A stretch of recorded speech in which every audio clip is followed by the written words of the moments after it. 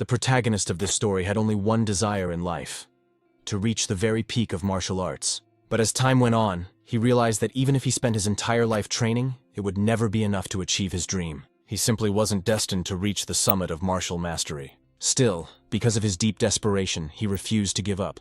He decided to chase an ancient legend, a tale from long ago about a divine dragon that guarded a golden fruit said to grant immortality to whoever consumed it. After a fierce and deadly battle against the divine dragon guardian, he finally reached the sacred place where the legendary fruit was said to grow. He could hardly believe it. The golden fruit of legend was real. Its radiant golden light illuminated the surroundings, exuding a mysterious divine aura. Exhausted from the long fight, he sat atop the corpse of the slain divine dragon, his eyes fixed on the glowing fruit. After catching his breath, he slowly stood and approached the tree. Confidence filled his chest. With this fruit, he believed, he could finally reach the peak of martial arts that he had dreamed of all his life. Without hesitation, he plucked the golden fruit and began to eat it. The moment he swallowed, a strange and powerful energy surged through his body. His veins throbbed, his blood boiled, and his entire being trembled as if being reforged by divine power. It was then revealed that this man's name was Gilphus L. Dragon, the one hailed as the strongest human in the entire world. But decades later, Gilphus L. Dragon had grown old. Now lying weakly on his bed, he was surrounded by his children and grandchildren. They whispered that his time was near and that they must accept that he would soon pass away. His eldest son, Gilliam, held his father's hand tightly. Gilphus, the current head of the L. Dragon family, told his son that he didn't want to see sadness on their faces, that his time had simply come. Gilliam forced a smile, his voice trembling as he said that the manor had already grown gloomy when their mother passed away, and it would be even lonelier once their father was gone. But Gilphus gently reminded him not to let weakness consume him, not to be swallowed by grief. Then, as silence filled the room, Gilphus thought back to the golden fruit. He admitted to himself that in the end, perhaps no one could truly believe in the myths of the ancient world. Yet he still felt fortunate, for he had lived long enough to have a family of his own. He told his loved ones that he had lived a long and fulfilling life, and that he had no regrets, but deep inside he knew it was a lie. Even now, he still couldn't let go of his dream. If only he had more time, he would continue to pursue the peak of martial arts, the dream that had eluded him all his life. And so, in his final moments, he held on to that desire until his last breath. However, in a completely unexpected twist, Gilphus opened his eyes once again. Confused, he wondered if he had merely fallen asleep. Everything felt strange. His room was different. His body felt light, and his surroundings unfamiliar.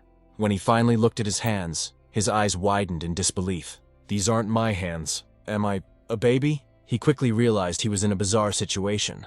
But as a 10-star level martial artist, he questioned how anyone could have done this to him without him noticing. Then, a thought struck him. The divine dragon and the golden fruit. He finally understood. The fruit's effect wasn't immortality, but reincarnation. Though unexpected, the realization filled him with joy. He had been granted another chance, a second life, to reach the peak he failed to attain before. Soon he noticed he wasn't alone in the room. When he looked around, he realized he was inside the annex of the L. Dragon Manor. Somehow, he had been reborn into the same family. He then noticed that the room was filled with other infants. Just as he was wondering why there were so many babies here, a group of maids entered, carrying baby bottles. But strangely, instead of milk, they carried a red liquid. Gilphus watched as the maids poured the crimson substance into the bottles. He thought they were about to feed the infants, but suddenly, one of the maids carried out a goblin. They forced the bottle into the goblin's mouth. Moments later, the goblin began to tremble violently. A red light burst from its body, and then it exploded into a shower of blood, splattering across the room. Gilphus froze in shock. Fear and confusion filled his mind. What in the world is happening here? One of the maids calmly said that the mixture would be safe if they adjusted the right amount of water. As they began feeding the red liquid to the other infants, another maid picked up Gilphus himself. He looked at the bottle and immediately realized it wasn't milk.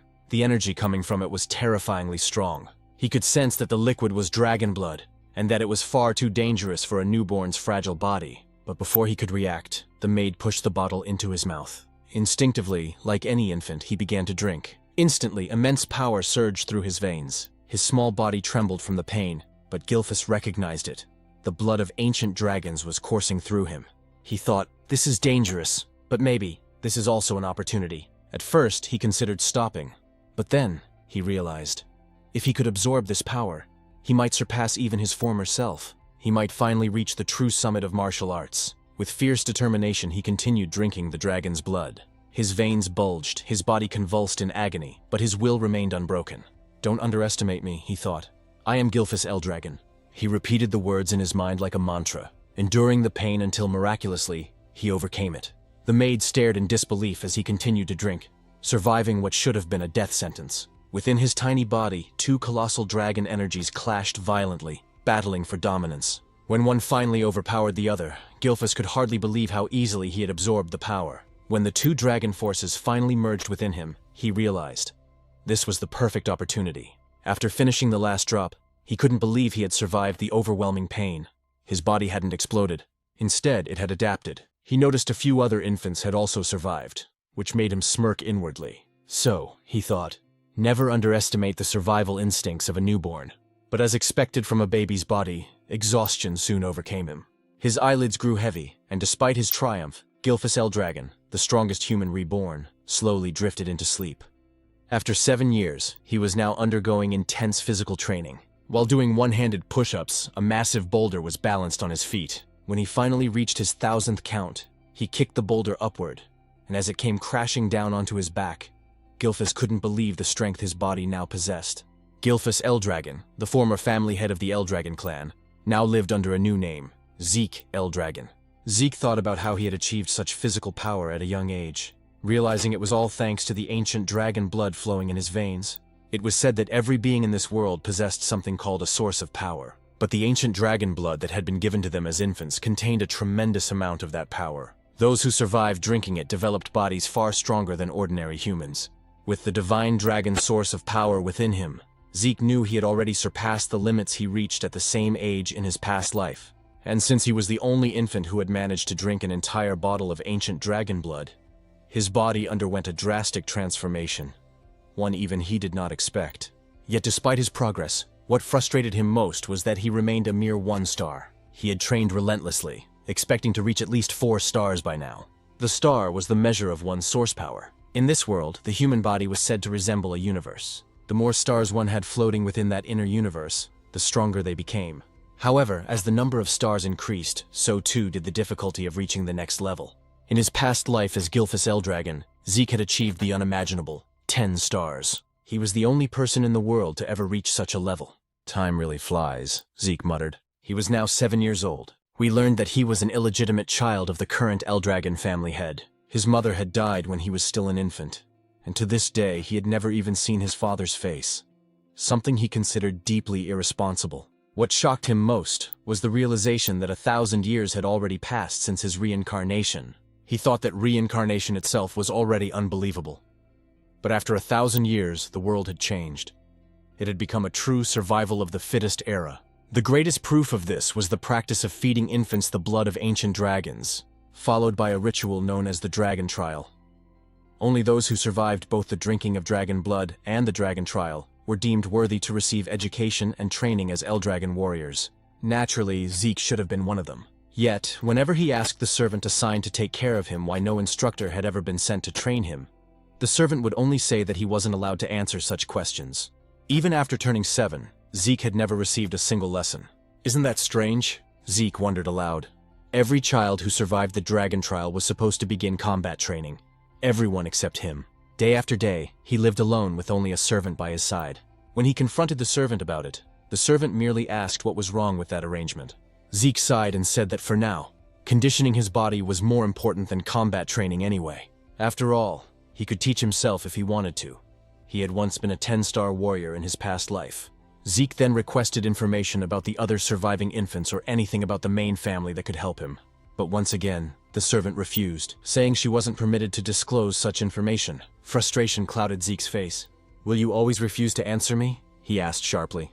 The servant's firm and repeated that she couldn't speak of such matters. "Isn't it cruel?" Zeke asked bitterly. "Treating me like this?" But the servant explained that he was only following orders, her duty being to attend to Zeke's daily needs, nothing more. The servant, a 3-star level practitioner, could have easily taught Zeke basic combat techniques. Yet Zeke had no interest in such trivial lessons. After 7 years of living with this maid, he had grown used to the same lifeless responses. Finally, Zeke decided to leave and head into the forest.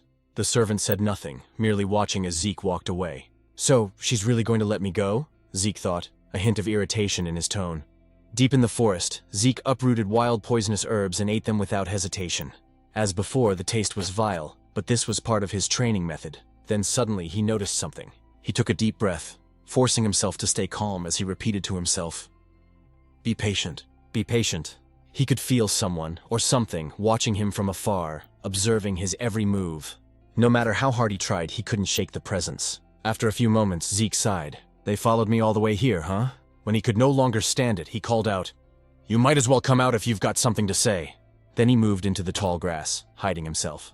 Moments later, while crouched in the grass, Zeke sensed a dark, oppressive aura nearby. When he looked toward the source, he saw a creature known as an anger boar. What is that aura? He wondered. The black mist surrounding the beast was something he had never seen before, not even 1,000 years ago. As the anger boar grazed on the grass, Zeke suddenly stood and revealed himself, startling the beast. It charged at him immediately, and rather than fear, a smile formed on Zeke's face. He was genuinely thrilled to fight it. The boar lunged forward, but Zeke swiftly dodged, gathering golden energy into his fist. With a powerful strike, he unleashed an explosion that tore through the anger boar's body. He couldn't help but grin at the sight. His attack had been far stronger than he expected. Even as a 1-star, his power surpassed that of most practitioners at the same level. Hoisting the slain creature over his shoulder, Zeke muttered, "It'll be even better once I raise my star level." He was tired of 7 years of being ignored and isolated by the Eldragon family. He wondered if it was time to leave and travel on his own, maybe even venture toward the ocean. Meanwhile, in the distance, a cloaked man watched from the shadows. "What's going on with that boy?" he muttered. Even without formal training, he's reached 1-star level, and he killed that anger boar with a single strike. What puzzled the man even more was how Zeke managed to sense his presence. "That child isn't ordinary," he said quietly.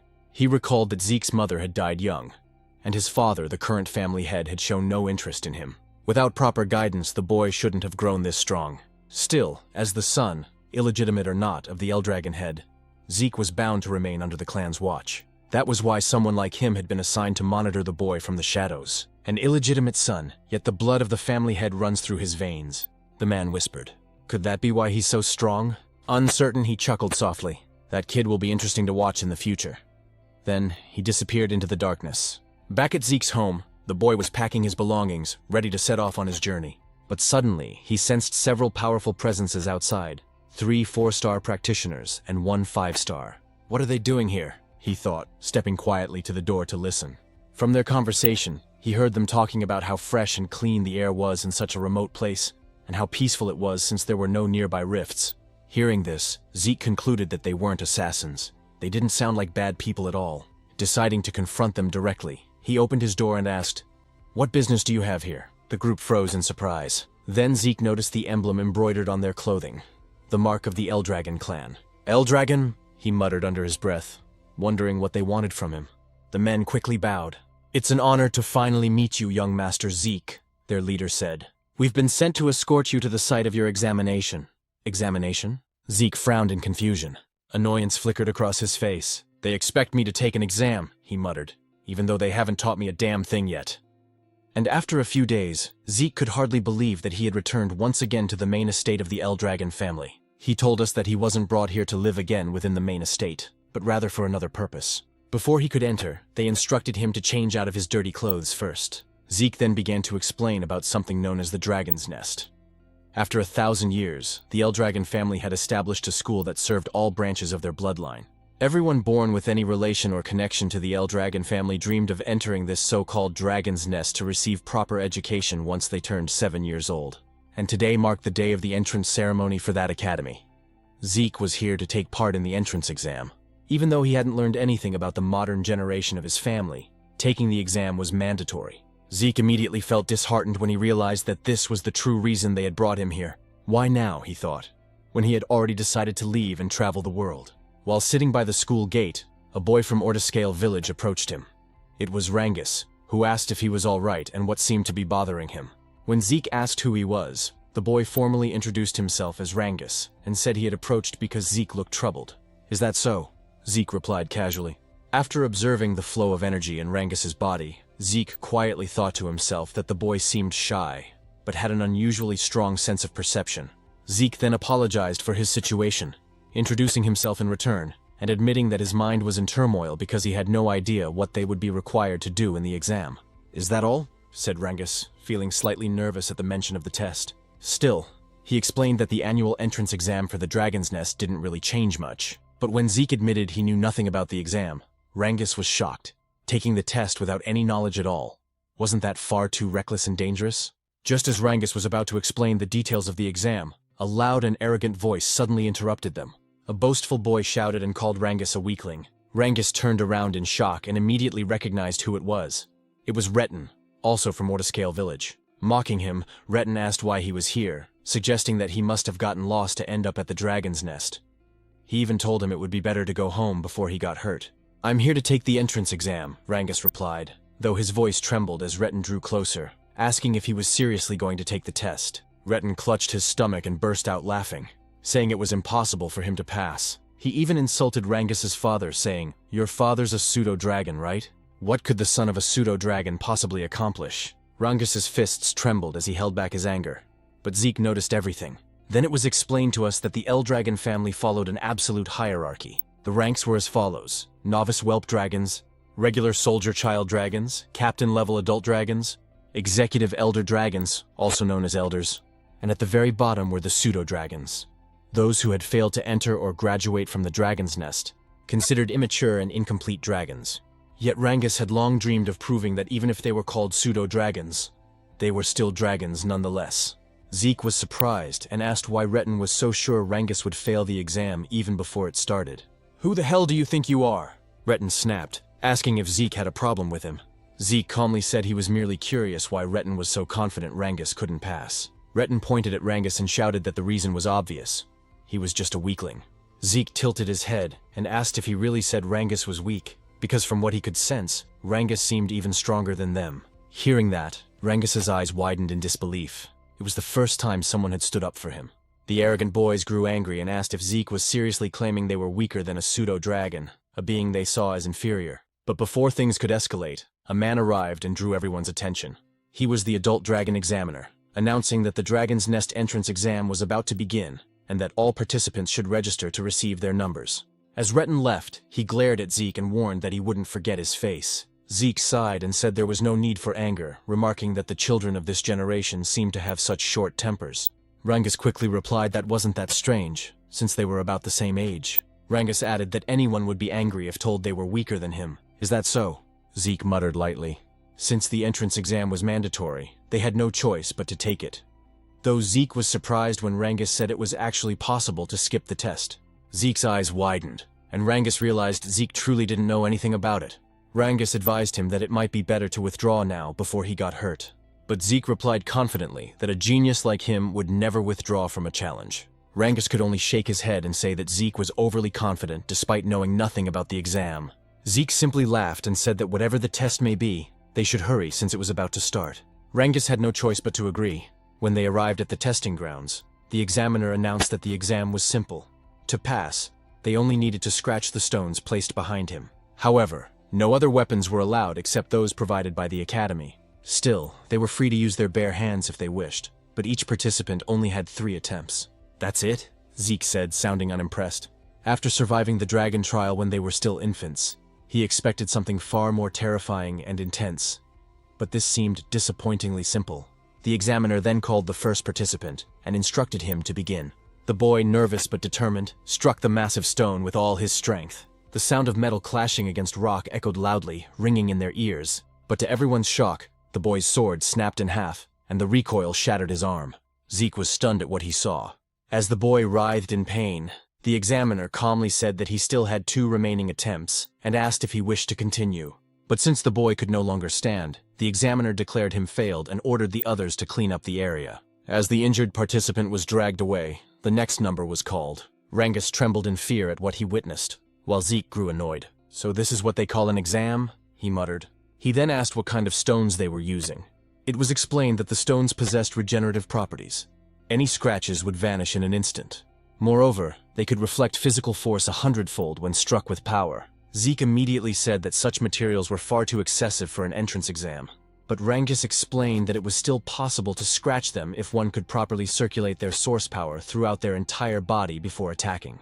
"I see," Zeke said. He realized that the circulation of source power was far more important than martial arts skills in this exam. After glancing at the other participants, he thought that only a few would be able to pass, including those arrogant boys. As the exam continued, more and more failed than passed. Many were injured badly due to the stone's ability to reflect ordinary physical attacks. Then, after a few moments, the examiner called out Zeke's number. "It's my turn," Zeke said with a calm smile. Rangus, still nervous, asked if he really had no intention of withdrawing, but Zeke simply walked forward, telling him not to worry. As he approached the examiner, the man's eyes widened in shock. Zeke's aura began to flare up, faintly revealing the might from his previous life as Gilphus. The examiner told him to step forward and choose a weapon, but Zeke said it wasn't necessary. His fists alone would be enough. The crowd murmured in disbelief. No matter how skilled he might be in circulating source power, they thought, there was no way he could scratch the stone with his bare hands. His fists would surely shatter instead. Some of them said that not only Zeke's fists, but also his arms would be destroyed, which made Rangus extremely nervous for him. Along with his fear came anger toward himself, thinking he should have forcibly stopped Zeke to prevent him from getting hurt. The examiner then gave the signal to begin. As Zeke approached the massive stone, he placed his hand on it, noting that this was the first time he had ever seen such a material. He thought to himself that it must have been formed over 1,000 years ago. And even now, there were still many things about the current generation that he didn't fully understand, but that didn't matter anymore. He immediately gathered his source power into his fist. While Rangus trembled with anxiety about what might happen to Zeke, our protagonist was actually filled with excitement, because for the first time, he could use his full strength. He decided to use the mysterious stone to measure his current power. Rangus's eyes widened once more as Zeke unleashed the first form of the Dragon Destruction combat technique, Burst Strike, against the stone. A tremendous surge of energy erupted from the impact. Fragments of the shattered rock flew everywhere, and the violent wind from the blast sent dust and debris swirling through the air. In awe yet on guard, Rangus quickly shielded himself from the aftermath, while the examiner's eyes widened in disbelief at what he had just witnessed. As the dust began to settle, Zeke stood there with a smile on his face, remarking that the technique he used still seemed too much for his current strength. Despite the severe injuries to his hand, he laughed at himself, realizing he still needed much more intense training. The other participants were speechless at what they had seen. Retin looked both shocked and annoyed that Zeke had destroyed the enchanted stone. A woman watching commented that Zeke was truly interesting. While the others still couldn't get over what had happened, Zeke waited happily for the examiner to announce the results, but the examiner was still in shock. The stone Zeke had destroyed was known to regenerate itself, and the only ones capable of breaking it were supposed to be those who had already reached the 4-star level or higher. Yet now, a mere child stood before him, having done what seemed impossible. "He's just an illegitimate son," the examiner muttered to himself, then wondered if Zeke's ability came from the blood of the family head that still flowed within him. He also realized that the technique Zeke used seemed strangely familiar. Still dazed, the examiner didn't respond right away, so Zeke called out to him impatiently, asking for the result. Snapping back to his senses, the examiner finally declared that Zeke had passed the test. One of the examiners then handed Zeke a small bottle containing a green liquid. Curious, Zeke asked what it was, but the man only asked if he could leave already since Zeke was blocking the area. Annoyed, Zeke frowned and muttered if everyone in this generation was this rude. Before he could complain further, Rangus ran up to him with excitement, praising Zeke's performance. Zeke proudly grinned and said it was nothing but peanuts. Zeke then asked what the liquid was, and Rangus explained that it was a healing potion, the standard potion of the Eldragon family. "Healing potion?" Zeke repeated. Rangus confirmed it, but since Zeke was an illegitimate son of the family, he suspected it might be poison. However, since Rangus had vouched for it, he wondered if it might actually be a spiritual medicine.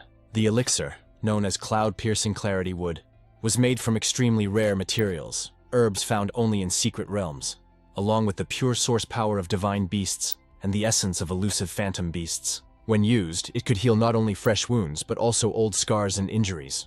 On top of that, it could enhance one's source power. Because the ingredients were so rare and the process so complex, such elixirs were rarely seen. After drinking it, Zeke was amazed by its immediate effect on his body. "Is this really a spirit medicine?" he asked Rangus. Rangus replied that he didn't know what spirit medicine meant, but he was certain that the Eldragon family's potions were of far higher quality than any commercial ones outside their domain. Rangus then asked if the potion's effect surprised Zeke that much. "Of course," Zeke said, explaining that it healed both his serious injuries and the strain from his training. Still, he noticed that unlike spirit medicine, it didn't seem to boost his source power.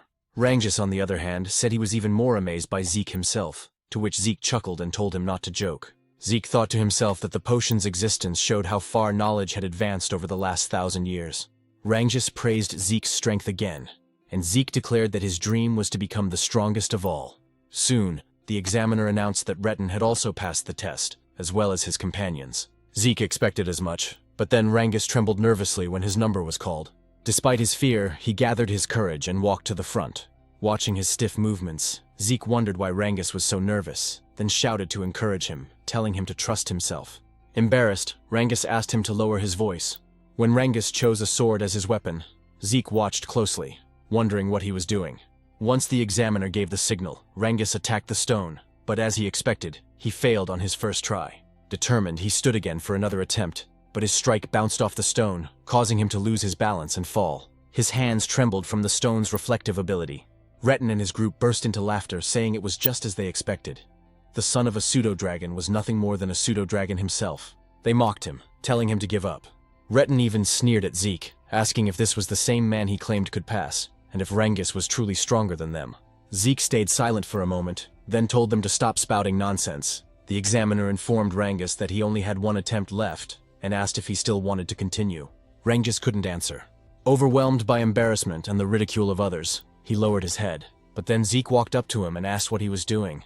He questioned why Rangus was using a sword instead of a spear, why he would choose a weapon that didn't suit him, and why he would take a test without any plan at all. Retin watched mockingly as Zeke told Rangus that in his current condition, he wouldn't even scratch the stone no matter how many times he tried. Retin and his group laughed again, calling Zeke an idiot, reminding him that Rangus knew nothing about using a spear.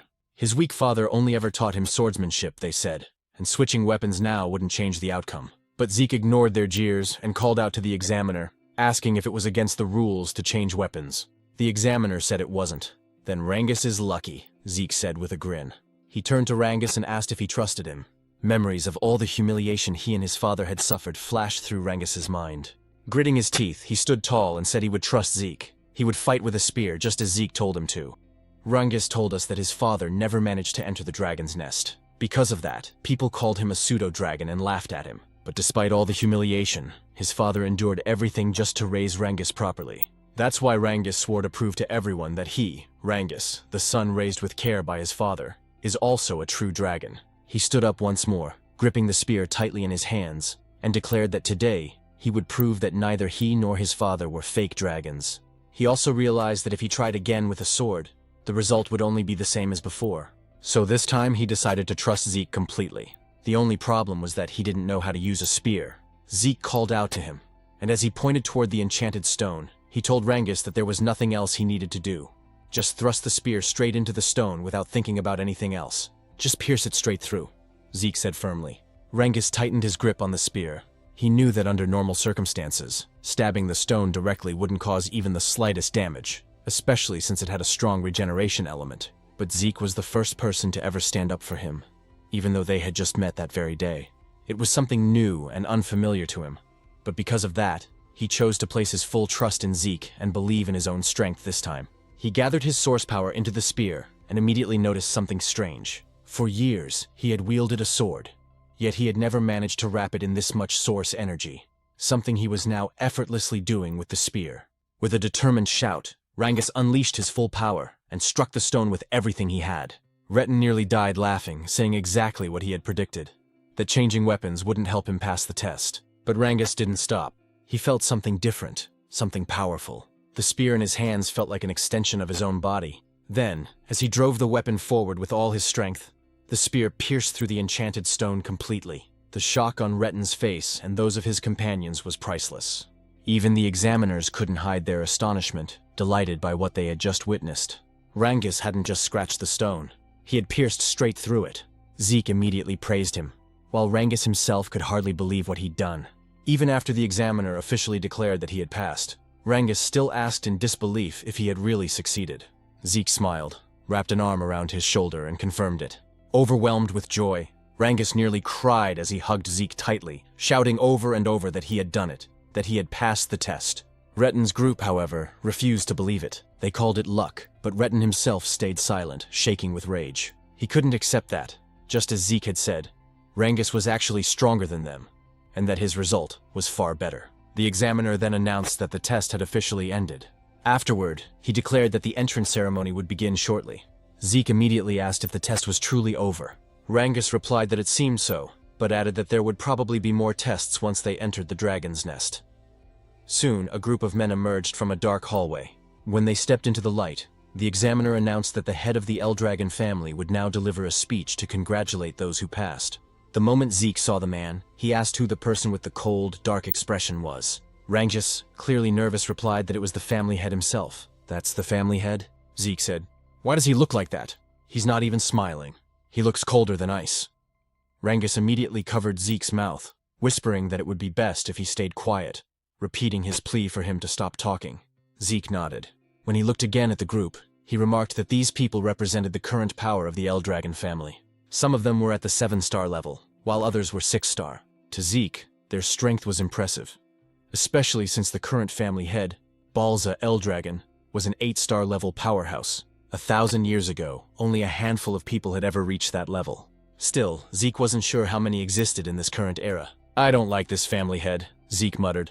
But before he could say more, Rangus tried to hush him again. Zeke sighed and thought to himself that he never expected this man to be his father in this lifetime. A dark, fiery aura radiated from Balza's body, making the entire area feel heavy. The examiner quickly ordered everyone to stay silent because Master Balza was about to speak. When Balza stepped forward, he uttered only a few words. They must all strive to become the flesh and blood of the Eldragon family. As he spoke, the terrifying pressure of his aura spread across the hall. Zeke wasn't affected, but many of the examinees trembled in fear, some struggling to breathe as their bodies froze under the immense pressure. Zeke noticed that even Rangus was affected. He couldn't believe how easily everyone around him was overwhelmed by the family head's presence. More than that, Zeke could sense an intense hatred hidden within Balza's aura. He didn't know the reason behind it, but even so, he couldn't bring himself to like the man who was supposedly his father. When Balza turned away, another man stepped forward and drew everyone's attention. He had blonde hair and cheerfully thanked Balza for his words. He then said that Master Balza had high expectations for them all, and that just like his master, he would also keep his own speech short. As Zeke wondered who this man was, the speaker simply told everyone to train hard and grow stronger. "That's it?" one of the examiners muttered. The man smiled and said that people who worry too much about small things go bald early, so he wouldn't bother with long speeches. Zeke couldn't understand what was wrong with him, but at least the atmosphere in the hall had lightened up. The examiner then announced that the new students would now be assigned to their dormitories. Everyone whose number was called had to head there immediately. Zeke asked if they wouldn't all be staying in the same dormitory, and Rangus explained that there were 4 East, West, South, and North dorms. Every student accepted into the academy was allowed to live in one of those 4 halls. When Zeke's number was called, he stood up and waved goodbye to Rangus. He was assigned to the East Hall. As he walked through the corridor, he commented that a lot had changed in this place over the past 1,000 years. After finding his room, he said that he must have gotten lost since it took him a while to arrive, and his roommate had probably gotten there first. When he opened the door, he cheerfully greeted his new roommate and apologized for being late. He then said that from today on, they'd be sharing the same room. But to his surprise, his new roommate turned out to be none other than Rangus himself. Zeke couldn't help but laugh, saying it seemed like fate kept linking them together. He asked if there was anything else scheduled for the day, and Rangus confirmed that their training would start tomorrow. "Is that so?" Zeke said casually, prompting Rangus to ask if he hadn't listened to the examiner's earlier explanation. Zeke admitted that he hadn't, on purpose. Rangus sighed and said they should get some rest early, since training would begin the next day. As Zeke gazed out the window, he thought about his plan to escape from the Eldragon family and travel the world. But after what he'd learned about the enchanted stone with regenerative properties and the healing potion, he realized he had discovered many interesting things during the exam. If he truly wanted to understand all the changes that had taken place over the past 1,000 years, he thought, then maybe staying with the Eldragon family for a while wouldn't be such a bad idea after all. A month passed at the academy, and their training continued to grow harsher. Holding heavy dumbbells in both hands, the instructor explained that the dragon's breath he was teaching them was one of the most important techniques ever created by the 15th Eldragon family head. After reminding them that they had to master the technique under any condition, the instructor's attention was drawn to a few students. Some of them, he noticed, had already mastered dragon's breath, especially the young woman he called Master Lika. Her overflowing energy suggested that she was close to reaching the 2-star level. But aside from her, one other student caught his eye, and he could hardly believe what he was seeing. Zeke was training while not only holding the dumbbells but also balancing large stones on his head and arms. The instructor stared in disbelief and muttered to himself that the blood of the family head truly ran in Zeke's veins. However, it was said that no one had ever taught Zeke anything since he was a child, which is why everything he was witnessing now felt unfamiliar to him. Zeke, on the other hand, couldn't believe that the technique he once called the Dragon King's breathing technique had been further developed by the succeeding family heads, and that it was now being taught to other branches of the family as well. According to Zeke, breathing techniques were methods that gathered the source power from the surroundings into the body. Once circulated, this source power would strengthen a person's own inner energy. The effectiveness of such techniques depended on an individual's ability and intellect. That was why the great families of this world kept their techniques secret, never allowing them to be learned by outsiders or those not belonging to their bloodline. Zeke also realized that the dragon's breath was a safe and simple technique, easy enough to master, but it was useless to him if it could only be used while resting. His own version of the breathing technique allowed him to manipulate the surrounding source power even while moving. Because of that, it was far more complex and powerful in actual combat, but also much harder to learn. Only a few had ever mastered it. He thought the current generation must have simplified his original version, so that even the family's branch members could learn it, and that decision had clearly helped strengthen the Eldragon family. Zeke couldn't help but feel a strange satisfaction. He never imagined that the techniques he had discovered long ago would still have an impact after 1,000 years. It made him wonder if the other martial arts techniques he created had also evolved over time. Interesting, he muttered to himself, amused by the thought. Lika, meanwhile, quietly observed Zeke from a distance. Later, in the cafeteria, the other students were astonished by how much food Zeke was eating. As he continued devouring his meal, he noticed Rangus sitting silently across from him. "What's wrong?" Zeke asked. "You won't get strong if you don't eat." Rangus simply asked if Zeke didn't find his stamina strange. "That's it?" Zeke replied. "You just need to eat more if you want to get stronger. Train harder. Push yourself."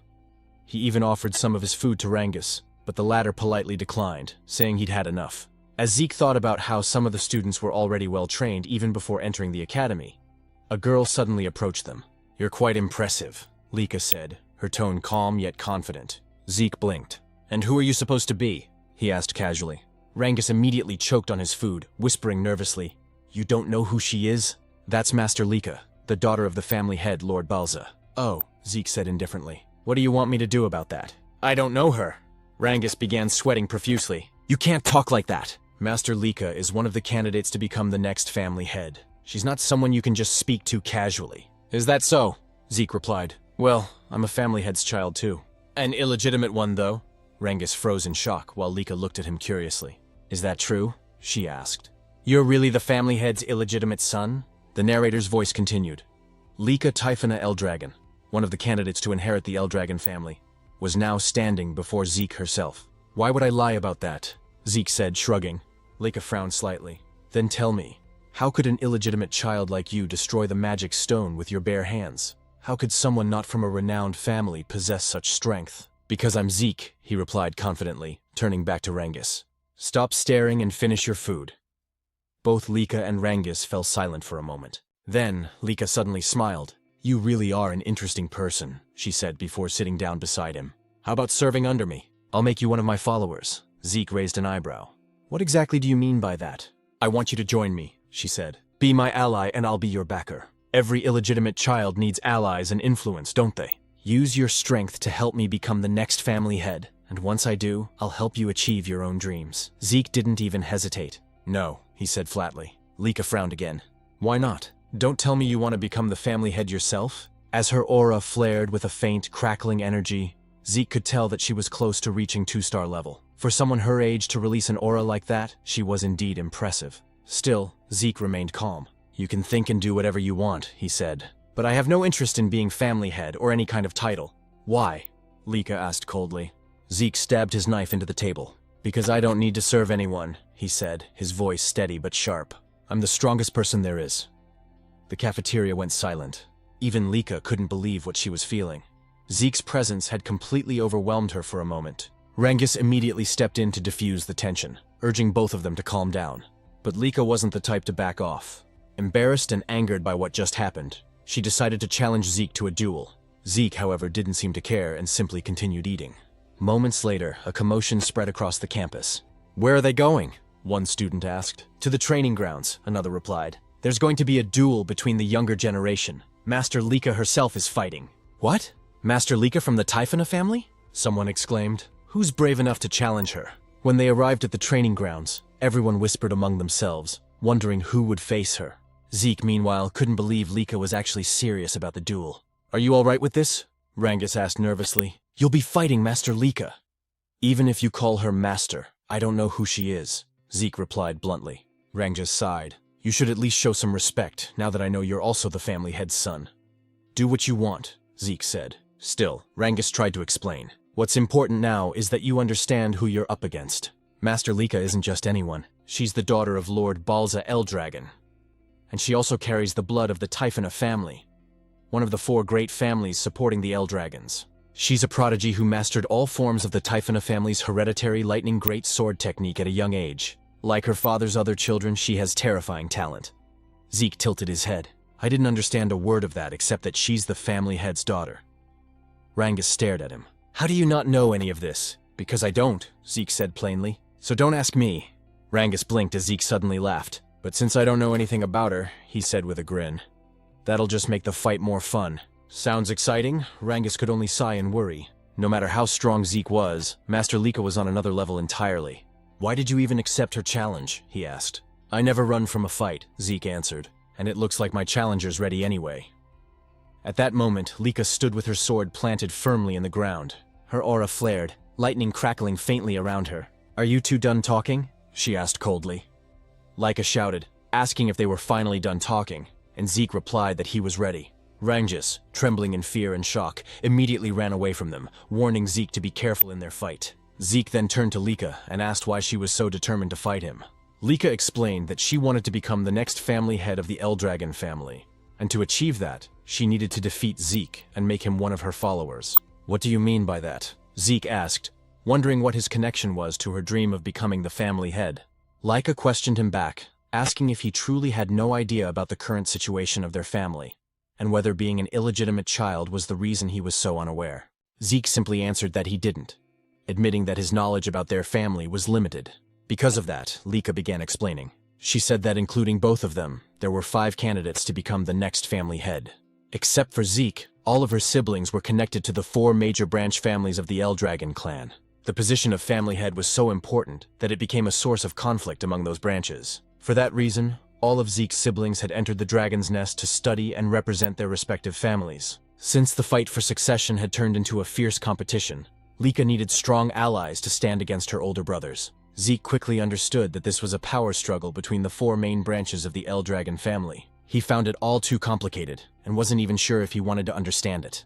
Lika then continued, saying that as one of the candidates for family head, she needed to strengthen not only her knowledge and power, but also her influence by gathering strong followers. Without another word, she charged straight towards Zeke, declaring that she would defeat him right then and there to make him one of her subordinates. But Zeke easily dodged her powerful strike, as well as the flurry of attacks that followed. Still, Lika refused to let him escape. The onlookers couldn't believe what they were seeing. The speed of their movements was incredible. Lika's attacks, despite her heavy greatsword, flowed so smoothly and rapidly that it seemed almost effortless.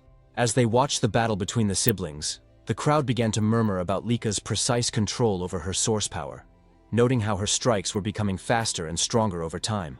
They could only marvel at the power of a true daughter of the family head from one of the main branches.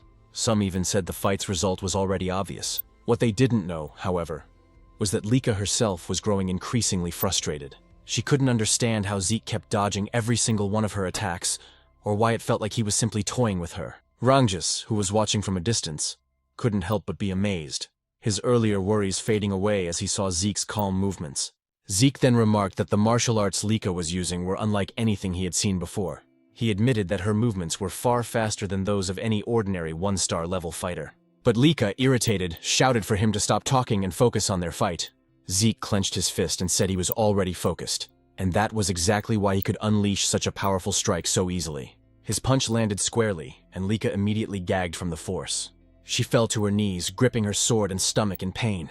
The spectators gasped and began whispering among themselves, wondering how Zeke managed to avoid all of Lika's attacks and who this mysterious boy truly was. As Lika struggled to stand, she asked why none of her strikes could land. Compared to other 1-star fighters, she knew she was much faster, so logically, Zeke shouldn't be able to keep up. Zeke admitted that she was indeed faster than any one-star he had ever seen. But in his eyes, she was still just a one-star. "You're a one-star too," Laika snapped, saying that Zeke shouldn't be able to match her speed and movements. "There's a simple reason for that," Zeke replied. "Your breathing, the movement of your eyes, even the shift of your muscles. I can read them all. By observing these small details, I can predict your next move. It's all based on experience." "Don't make me laugh," Laika shouted, launching another fast strike toward him. But Zeke easily dodged again, saying that just like his words a moment ago, he could see and read her every move. In the next instant, he countered with another powerful attack that sent Laika crashing into the wall with a violent force. The spectators screamed in shock, asking if Laika had really been defeated. "Master Zeke, that was amazing! You beat Master Laika!" Rengus shouted in excitement, but Zeke calmly said that it wasn't over yet. Their fight wasn't finished. As the dust cleared, Laika stood once again, bruised but defiant.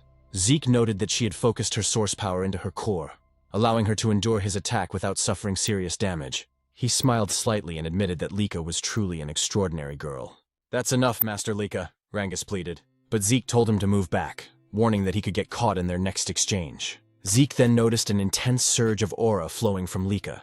He wondered if she had just advanced to the 2-star level. The spectators noticed it too. They couldn't be mistaken. The glowing mark on her body was proof that she had indeed become a 2-star with a white aura. The 2-star level was a stage where one could channel source power into their martial arts, even manifesting it outside their body as aura. Laika thanked Zeke, saying that because of him, she had achieved the 2-star level earlier than expected. "But because of that," she declared, "you no longer have any chance of winning." With her aura blazing, she charged towards Zeke, her great sword surrounded by radiant power. Zeke only laughed. He looked genuinely thrilled. "You've really improved," he said with excitement, dodging another rapid strike. "Your speed is incredible now." But his expression suddenly changed when he felt a sting on his cheek. A shallow cut. "I know I dodged that attack," Zeke thought to himself. Laika smirked and asked if he could finally see the difference in their strength. "This is my true ability," she said proudly. "Now that I've become a full 2-star and gained my aura, I'll show you the real power of the true Thunder Greatsword technique." "Oh, then I get to witness a martial art I've never seen before," Zeke said, smiling in excitement. To him, this was turning out to be the most thrilling and enjoyable moment of their fight. Laika suddenly unleashed the Lightning Greatsword technique. Lightning flash. Her sword crackling with blinding golden energy as she charged forward. Zeke was instantly enveloped in a storm of lightning, forcing him to retreat a step back as he shouted, "Wait a second!" What kind of technique was that? How can you manipulate lightning like that? Isn't this too much for a sparring match? Laika smirked, driving her sword into the ground as golden light surged around her. "You seem surprised?" she said calmly. Summoning another move, Lightning Net, sparks erupted from the earth, forming a glowing web of electricity that shot towards Zeke, but he narrowly dodged it.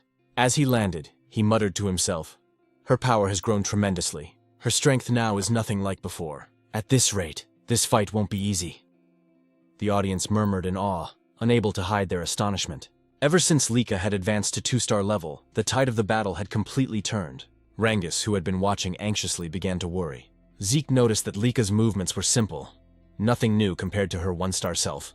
But every swing of her blade now carried far greater force. Her Lightning Greatsword technique was overflowing with power, her aura amplifying each strike. What surprised Zeke even more was the speed.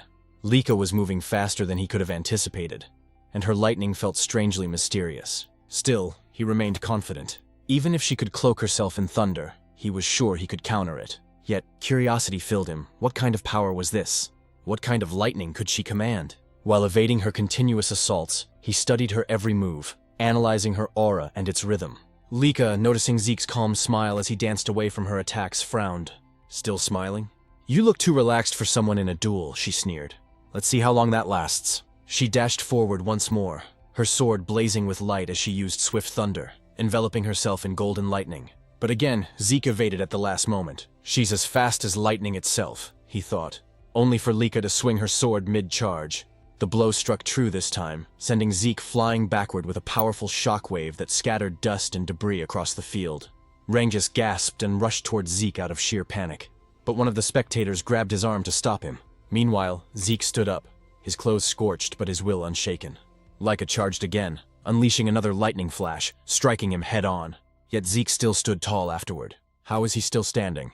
Laika muttered, her brow furrowed in disbelief. Rengus ran toward them, shouting, "Master Laika, stop!" "That's enough!" We've already seen your strength. But Lika snapped back coldly. Do you not understand, Rangus? Stopping mid-battle would be an insult to Zeke. Desperate, Rangus turned to Zeke and begged, Please, Master Zeke, surrender. That's enough. Lika chuckled. He's right. Judging by your condition, surrendering would be wise. If you kneel and pledge loyalty to me, I'll stop. But Zeke only smiled silently. Lika's eyes hardened. Even as an illegitimate child, you're truly a proud Eldragon, she said with a hint of mockery. She raised her greatsword high, her aura surging. If that's what you want, then I'll use my full strength to end this. Lightning roared from the heavens as Lika summoned her first secret art, Heaven's Thunder. A colossal surge of golden energy descended, shattering the stones beneath Zeke's feet. Thunderbolts struck his body in a storm of divine fury. Rangus cried out in terror, watching his friend's body engulfed by golden lightning, smoke rising from his charred form. Lika drove her sword into the ground, exhaled deeply, and said softly, I'm sorry, Zeke, but this is the end. But then, a voice echoed through the crackling air. Is that so? In an instant, a brilliant golden lightning aura exploded skyward. Lika's eyes widened in shock as she turned around. Impossible. How can this be? How do you have a lightning aura? She stammered. Zeke stood, smiling calmly as golden arcs danced across his skin. So this is what you call lightning aura, he said casually. If you're asking how I got it, I honestly don't know. His tone was calm, but his words sent ripples through the crowd. Impossible, Lika whispered, unable to believe what she was seeing. Zeke smirked. Truth is, I let you hit me on purpose. I wanted to study your lightning, how it flows, how it behaves. And somehow I learned to use it myself. That's absurd, Lika snapped. Inwardly, Zeke explained to himself that he had deliberately taken Lika's attacks because her lightning intrigued him. While enduring her strikes, he continuously activated his Dragon King's breath technique. The strange resonance between his breathing and her lightning caused golden energy to gather in his body. Before he knew it, he could manipulate the lightning himself. Maybe Lika has a unique constitution, he thought. And judging from her family's great sword technique, it's likely their whole bloodline shares this lightning affinity. Zeke walked toward her confidently. I never expected lightning-type source power to be this incredible. This duel turned out to be the perfect training. With a grin, he added, Thanks to you, Lika. I've reached 2-star level myself. Golden lightning flared around him as he declared, Our battle isn't over yet. Lika roared and charged again, her greatsword glowing with power, unleashing another blinding attack. But Zeke sidestepped effortlessly and prepared a counterstrike. However, as he moved, he suddenly vanished in a flash and reappeared on the opposite end of the arena. What just happened? He muttered. He then realized, when one gains immense source power, it strengthens the body's muscles and nerves. This new lightning aura must have changed my physiology. I can't fully control my speed yet. In the stands, Rangus was speechless. He couldn't follow their movements anymore. Both fighters were blurs of golden light and thunder. Am I just imagining things? Or has Lika not landed a single hit lately? He wondered. Frustrated, Lika shouted, Are you mocking me, Zeke? Stop toying with me. I'm not, Zeke replied calmly. But I will admit, you're a real threat. He then lunged forward, delivering a powerful kick, but Lika blocked it with her sword, the force pushing her backward. Zeke straightened, smirking. I think it's time to end this. End this? Lika repeated, narrowing her eyes. Yes, Zeke replied. I've been thinking of creating a new technique for a while now, and this seems like the perfect time. Creating a new technique? She said in disbelief. Zeke nodded. Exactly. He paused for a moment, then murmured, Should I call it a first form? Or maybe a special form? Lika blinked, confused. Did he even receive proper combat training? From which family could he have learned that? She wondered, her thoughts spinning. Before she could react, Zeke appeared beside her in a flash, lightning surging in his hand. Dragon Destruction Combat Arts, Special Form, Lightning Peak, he shouted. The attack struck her directly, wrapping her in a fierce storm of golden thunder. Her body trembled violently, her sword slipping from her grasp as she fell to her knees before him, electricity still crackling around her. The arena fell silent. Rangus and the others stared in disbelief. Zeke had won. Lika, lying on the ground, exhaled shakily. After a few moments, she forced herself to sit up, trembling. I can't believe I lost. I was supposed to become the next family head. I can't lose. Not to anyone, she thought bitterly. Zeke approached her, offering his hand. You were amazing, Lika. Truly strong, he said sincerely. It's always exciting to learn something new. This fight was worth it. Smiling warmly, he added, It'd be boring if this was the last time we fought. Let's have another sparring match sometime. Lika froze, her cheeks turning red as she stared at his outstretched hand. Despite her defeat, she had a feint of happiness on her face. Perhaps out of pride, or perhaps for the first time, admiration. Once again, Zeke said that they should have another sparring match soon. With a confident smile, he added that he couldn't wait for their next bout. Lika, though a bit shy, extended her hand toward him, admitting that she was no match for him, and that she willingly accepted her defeat. Meanwhile, several hours later, deep inside a dimensional rift, Balza Eldragon, the father of Lika and Zeke, and the current head of the Eldragon family, stood surrounded by countless strange and feral monsters. As the creatures charged toward him, Balza's eyes began to glow with an intense light. Releasing a crushing wave of aura and dragon pressure, he instantly froze every creature in place. Drawing his sword, Balza invoked the first form, Genesis, of the Dragon Destruction combat arts. With a single, fluid swing, all the monsters around him were cleaved cleanly in half. As he sheathed his sword, the Eldragon family soldiers rushed forward to finish off any remaining monsters that might have survived their master's strike. Balza turned toward the exit of the rift, but before he could leave, one of the soldiers called out to him, saying that he had an important report. Balza stopped walking and asked what it was about. The soldier informed him that Lady Lika had reached the 2-star level. Upon hearing this, Balza froze mid-step. His glowing eyes flickered, and his response came out cold and detached. So what of it?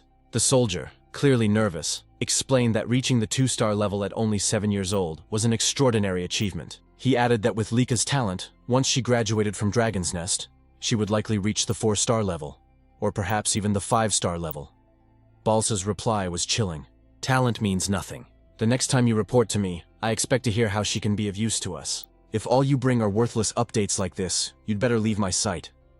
The soldier fell silent as Balza continued toward the rift's exit. But before he could step through, the soldier quickly added that Lika had recently lost in a sparring match. Balza stopped abruptly and turned his head slightly, his expression unreadable. Did she lose to one of her brothers? He asked. The soldier shook his head. No, master.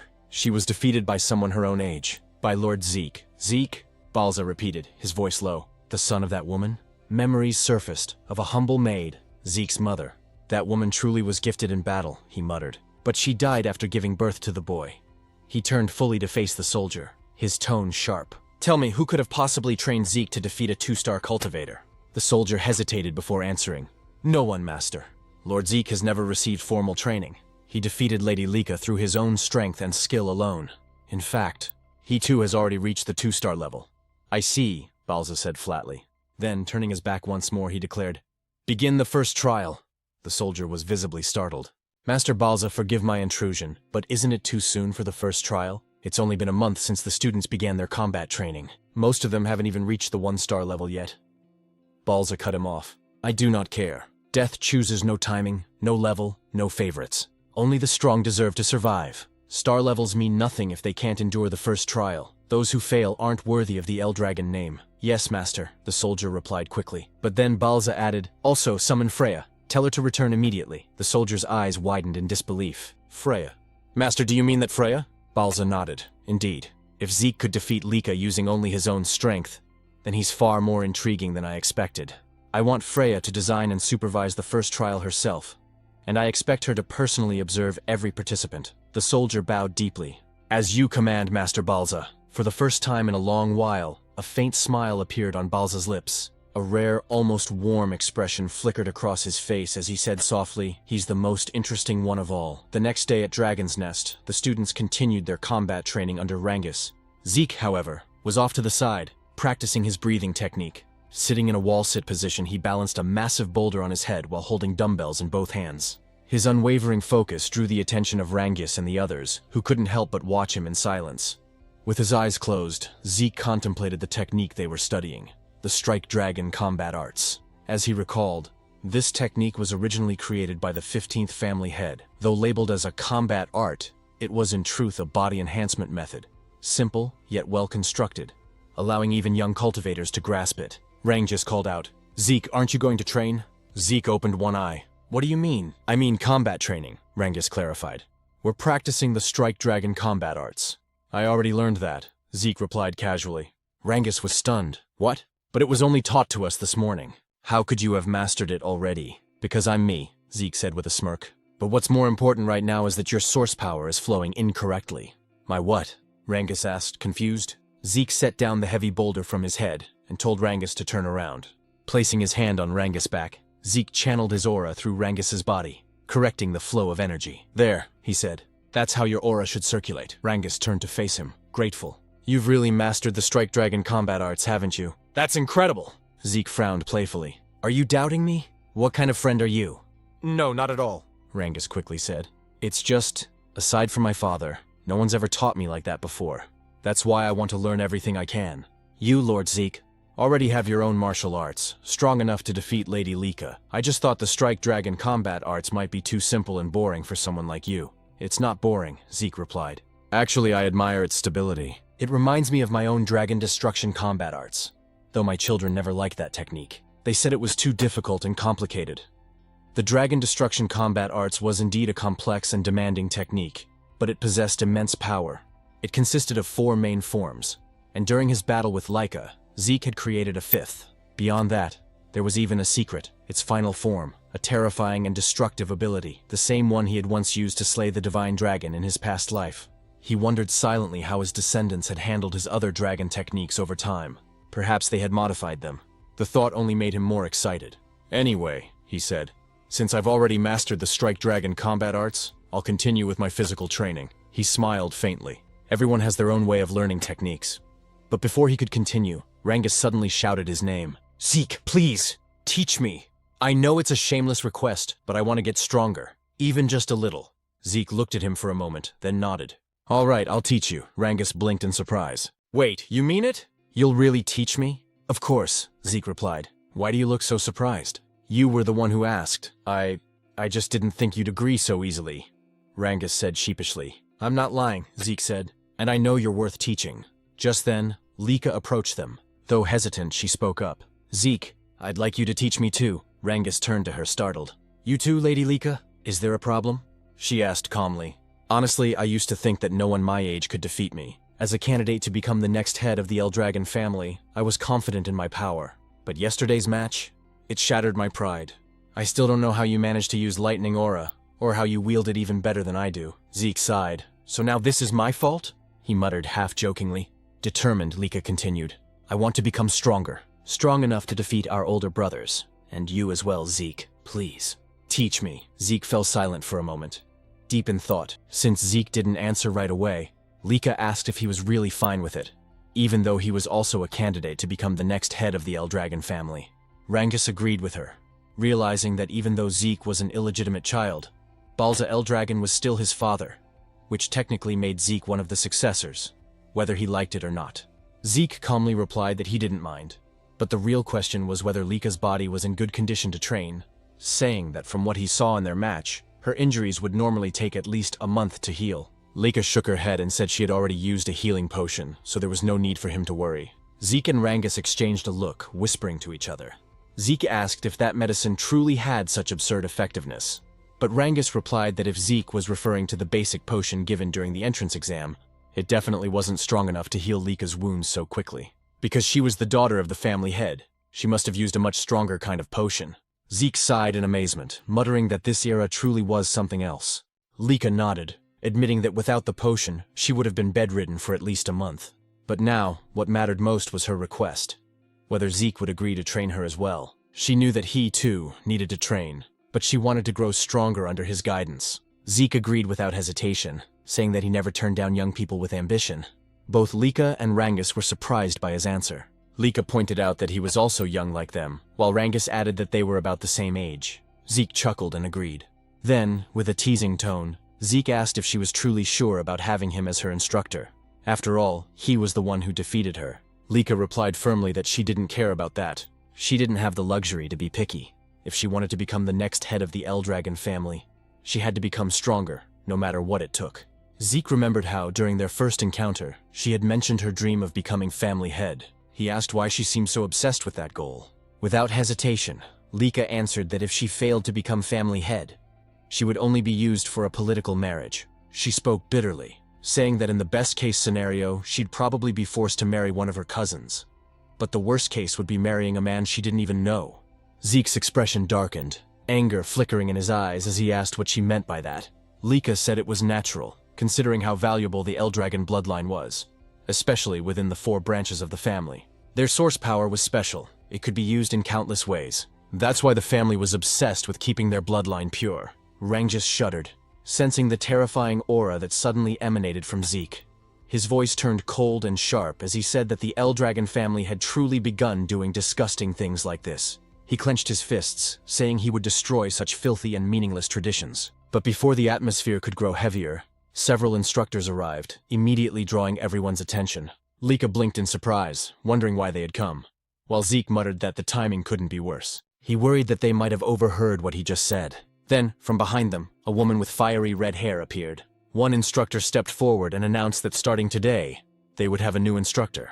Despite how busy this person was, she had taken the time to teach them personally, so they should be grateful. As the red-haired woman approached, she reached out her hand toward Lika and asked if she was Lady Lika. Feeling a wave of danger, Lika instinctively leaped backward. Zeke stepped forward protectively, while Rangus grabbed onto his arm in fear. The red-haired woman smiled faintly, praising Lika's sharp reaction and saying her aura quality wasn't bad at all. Zeke frowned slightly. He hadn't even sensed her presence until now. Rangus nervously asked who she was. The instructor then introduced her as Lady Freya Fewinkick of the Black Dragon Corps. Freya gave a polite smile and greeted everyone, saying she was pleased to meet them all. She then looked straight at Zeke and asked if he was Lord Zeke. When he confirmed it, she asked if he wasn't surprised by her sudden appearance. Zeke replied calmly that nothing she did was surprising. Freya froze for a moment as Zeke's eyes began to glow faintly, and he commented that her stealth technique was rather interesting.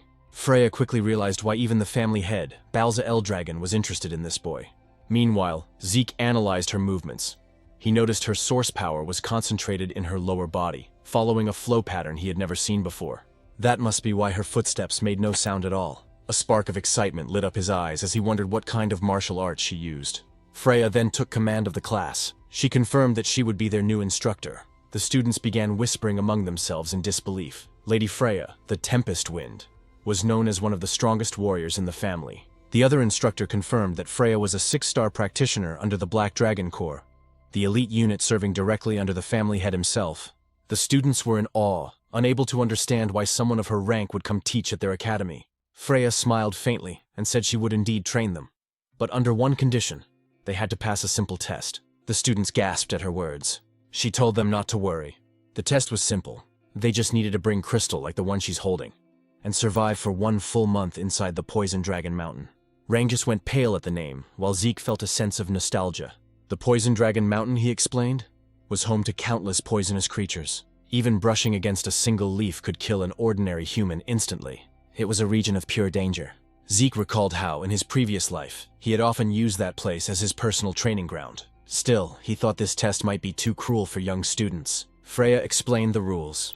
Each student would receive 1 crystal orb. If their orb broke or was lost, they would immediately be disqualified. When someone nervously asked what happened to those disqualified, Freya replied bluntly, they would be expelled from the dragon's nest. She added that they didn't need to worry about the poison itself. If they properly used the dragon's breath breathing technique, they would be fine. As long as they held onto their orbs and controlled their breathing, they could survive. Lika pointed out that aside from poisonous plants, there were monsters there too. Freya's eyes turned sharp as she said they would need to defeat those monsters themselves, since that was the only way they could secure food. Without hunting, they wouldn't last even a few days. The students were horrified. Retin muttered that it was impossible. Many doubted whether their basic combat technique, the Strike Dragon, could even hurt the creatures living there. Freya smirked and told them not to panic. They had 5 days to prepare. During that time, they could each choose a basic weapon art from the Eldragon family archives to learn. If they mastered it, their survival chances would improve. But if they failed to learn it within 5 days, she would not take responsibility for whatever happened in the mountain. One student asked timidly if Freya would help them in case things got too dangerous. Freya chuckled darkly, saying, "You're in the Dragon's Nest, the land of the Eldragon family. Here the weak do not last. Only the strong survive. If you can't defeat a few monsters on your own, then you might as well sleep peacefully beside them in the bed of poison." The students trembled in terror, sweat dripping down their faces. Rangus was on the verge of tears, while Lika stayed silent in deep thought. Zeke frowned to himself, wondering if this was still the same Eldragon family he once knew. It felt so different from when he had been the family head. Freya then said that was all for now. She began distributing martial arts books for every weapon type and told them to step forward to pick whichever technique they wanted to learn. As students crowded around, Rangus hesitated, unsure what to choose. Zeke advised him to take a spear technique, reminding him that he used a spear during the entrance exam. Rangus quickly agreed and thanked him. Lika said she would pick a great sword technique since she already knew the lightning greatsword's basic forms. but Zeke stopped her, suggesting she try axe arts instead. Laika asked why, and Zeke explained that it would help cover her current weaknesses. Since it was Zeke who suggested it, she didn't argue and just nodded, quietly trusting his words. Freya then asked if everyone had chosen their books. When they confirmed, she told them to make good use of the remaining 5 days. Their survival depended entirely on mastering those techniques. If they failed to do so, they would die pathetically in the Poison Dragon Mountain. Just as she was about to leave, Freya suddenly remembered something and turned back. She warned them that during the test, their seniors would be trying to steal their crystal orbs. Rangas was stunned and asked what she meant. Freya explained that their 10-year-old senior group would also be taking the same test, but their task was to hunt down and steal the orbs from the younger batch. She added that the younger students outnumbered the seniors, and since the Poison Dragon Mountain was vast, they might get lucky and avoid confrontation. Still, their seniors would use everything they had to find and attack them. After saying that, Freya turned and left. Rangas looked terrified, sweat dripping down his face as he asked what they were supposed to do now. Not only did they have to deal with poisonous monsters, but also with upperclassmen hunting them. Laika frowned and said that every upperclassman was at least 1-star level or higher. If they ganged up on her, she wouldn't last long, and most of their classmates probably wouldn't survive either. Zeke nodded, saying she had a point. If Laika couldn't fight alone, then she should form a group of 2 or 3. Cooperation wasn't forbidden after all. They could help each other hunt monsters and defend against seniors. When Rangas asked about Zeke's plan, Zeke simply said that he intended to go solo and enjoy the exam.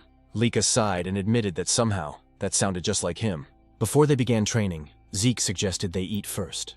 As they walked away, Laika glanced at Rangas and asked if he didn't think Zeke was a little strange sometimes. Rangas shrugged and replied, "Yeah, sometimes." 5 days later, the students gathered before the Poison Dragon Mountain, their emotions mixed between fear and determination. Freya stood before them, a confident smile on her face, and declared that the weather was perfect for the test to begin. Nervously, Rangas said that the exam was finally about to begin. Even though this was Zeke's plan, he couldn't help but wonder if it was really okay for someone like him to be part of Lady Lika's team. After all, there were many noble-born students she could have chosen instead of him, a mere commoner who hadn't even reached 1 star yet. "We're the same, Rangas," said another student. When Rangas turned around, he recognized them as Raymond and Celine. Celine, who came from the East Hall of Dragon's Nest, admitted she was also a commoner, and couldn't believe she'd been chosen to join Lady Lika in the upcoming trial at Poison Dragon Mountain. Raymond, also from the East Hall, smiled as he looked at Lady Lika. But Lika quickly said that it didn't matter whether her teammates were nobles or commoners. She had chosen them because she recognized their potential and abilities. Hearing this, Rangas fell silent for a moment, then gripped his spear tightly and declared that he understood, and that he would do his best not to become a burden to their group. Raymond followed, saying he would give his all to meet Laika's expectations. Laika smiled brightly and said, "I'm counting on you all." Then she turned to Zeke and asked if he was truly planning to take the trial alone. Zeke nodded confidently, saying he couldn't wait for it to begin. Celine, still nervous, admitted she admired both Zeke and Lika. While she was trembling in anxiety, Zeke was brave enough to face Poison Dragon Mountain on his own. Raymond remarked that it was natural for them to be confident, since the blood of family heads flowed through their veins. But Lika quickly interjected, telling him not to compare her to Zeke, because even she felt nervous. "You're nervous?"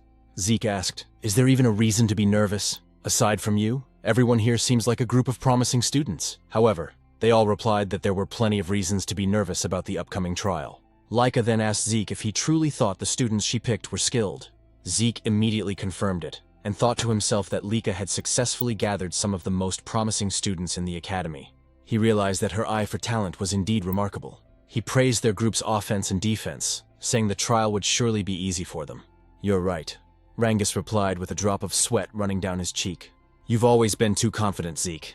Freya then asked if all the participants have arrived, and soon noticed that many of the students had already formed groups. Since some weren't yet masters of their weapon arts, forming teams wasn't a bad idea. Freya then stepped forward and announced that the trial would begin shortly. She explained once again that their task was to survive for 1 full month in Poison Dragon Mountain and protect their crystal orbs. They would only pass if their orbs remained intact. Every orb was identical, meaning that if one lost theirs, it could be stolen by others. Many students grew anxious upon hearing this. While Zeke realized that this meant stealing orbs from other participants was fair game, Freya continued, saying that after the new students entered the mountain and settled, upperclassmen would also enter, to steal their crystal orbs. The upperclassmen mocked them, saying that since most of the new students hadn't even reached 1 star, Taking their orbs would be easy. Hearing this filled Zeke's classmates with mixed emotions: fear, excitement, and unease. Freya concluded the explanation, and as soon as she announced that the trial had officially begun, the students dashed toward Poison Dragon Mountain. Watching them go, Zeke heard Lika tell him to make sure he survived. He smiled and said he would, but that they should survive as well. Lika then called out to her team, and as Zeke told them to be careful, Freya noticed him. "It's your turn to enter, Zeke," she said. "Right," Zeke replied, apologizing for getting a bit carried away. "Carried away?" Freya asked. "Aren't you nervous at all?" "No," Zeke replied with a calm smile before walking toward the mountain. Freya watched him go, thinking to herself that he was indeed a peculiar boy. That night, at the camp outside Poison Dragon Mountain, one of the instructors asked Freya if the new students would be all right. When she asked what he meant, he said the trial seemed too early for beginners. Another instructor agreed, pointing out that most had only been in Dragon's Nest for a few months, that few had achieved even 1 star, and that they lacked real combat experience. He wondered how many would actually survive. Freya reassured them, saying there was no need to worry. Although the mountain was filled with poisonous creatures, most of them were only 1 or 2 star level beasts, not strong enough to pose serious danger. With a cheerful smile, she said the students would do fine. Then, under her breath, she whispered that she would eventually release that thing. When an instructor asked what she said, Freya simply smiled and replied, "Nothing." She then announced that it was time for the upperclassmen to begin their part of the trial. The older students immediately ran off toward the mountain, their eyes gleaming as they carried their weapons. Watching them leave, Freya murmured, "I wonder how many will survive. I can't wait to see the results." Meanwhile, inside the Poison Dragon Mountain, as the upperclassmen began their hunt, one of them spotted their first target. It was none other than Zeke, still standing motionless at the foot of the mountain. "The newbies entered the mountain long ago," one said mockingly. "Is this guy stupid or what?" Another raised his crossbow and prepared to shoot. But before the arrow could reach him, Zeke effortlessly caught it mid-air. As the upperclassmen stared in disbelief, Zeke snapped the arrow in half and said, "I've been waiting for you." One of them asked what he meant, but another shouted that it didn't matter. Didn't they see how he caught that arrow? Without wasting a second, Zeke dashed forward, his eyes sharp with excitement. "Now then," he said with a smirk, "let's play together." In the deeper part of Poison Dragon Mountain, Celine and her group were under attack by the mountain's monsters. After Celine slew a massive frog-like creature, another one suddenly leapt from behind her. Raymond swiftly raised his shield, blocking the attack and saving Celine just in time. With a powerful swing, he bashed the monster to the ground and drove his shield straight into its body, killing it instantly. Seeing that Rangus was easily defeating his own opponent, Raymond smiled in satisfaction. Lika then praised them for their excellent teamwork, and Rangus gratefully thanked her. However, his eyes widened when he saw the mountain of slain frog monsters that Lika had single-handedly defeated. Selena, impressed, remarked that Lika's power was truly on another level, just as they had expected. Raymond agreed, saying that while they were busy fighting a few monsters, Lika had already wiped out most of them by herself. Lika simply shrugged, saying it was only natural. After all, she was a 2-star warrior, and these creatures were nothing more than a warm-up for her. She also noted that since the exam had started a week ago, everyone had improved significantly, especially Celine and Raymond, who had both reached 1-star level. Celine gratefully acknowledged Lika, saying they wouldn't have advanced so quickly without her guidance, and Raymond echoed her gratitude.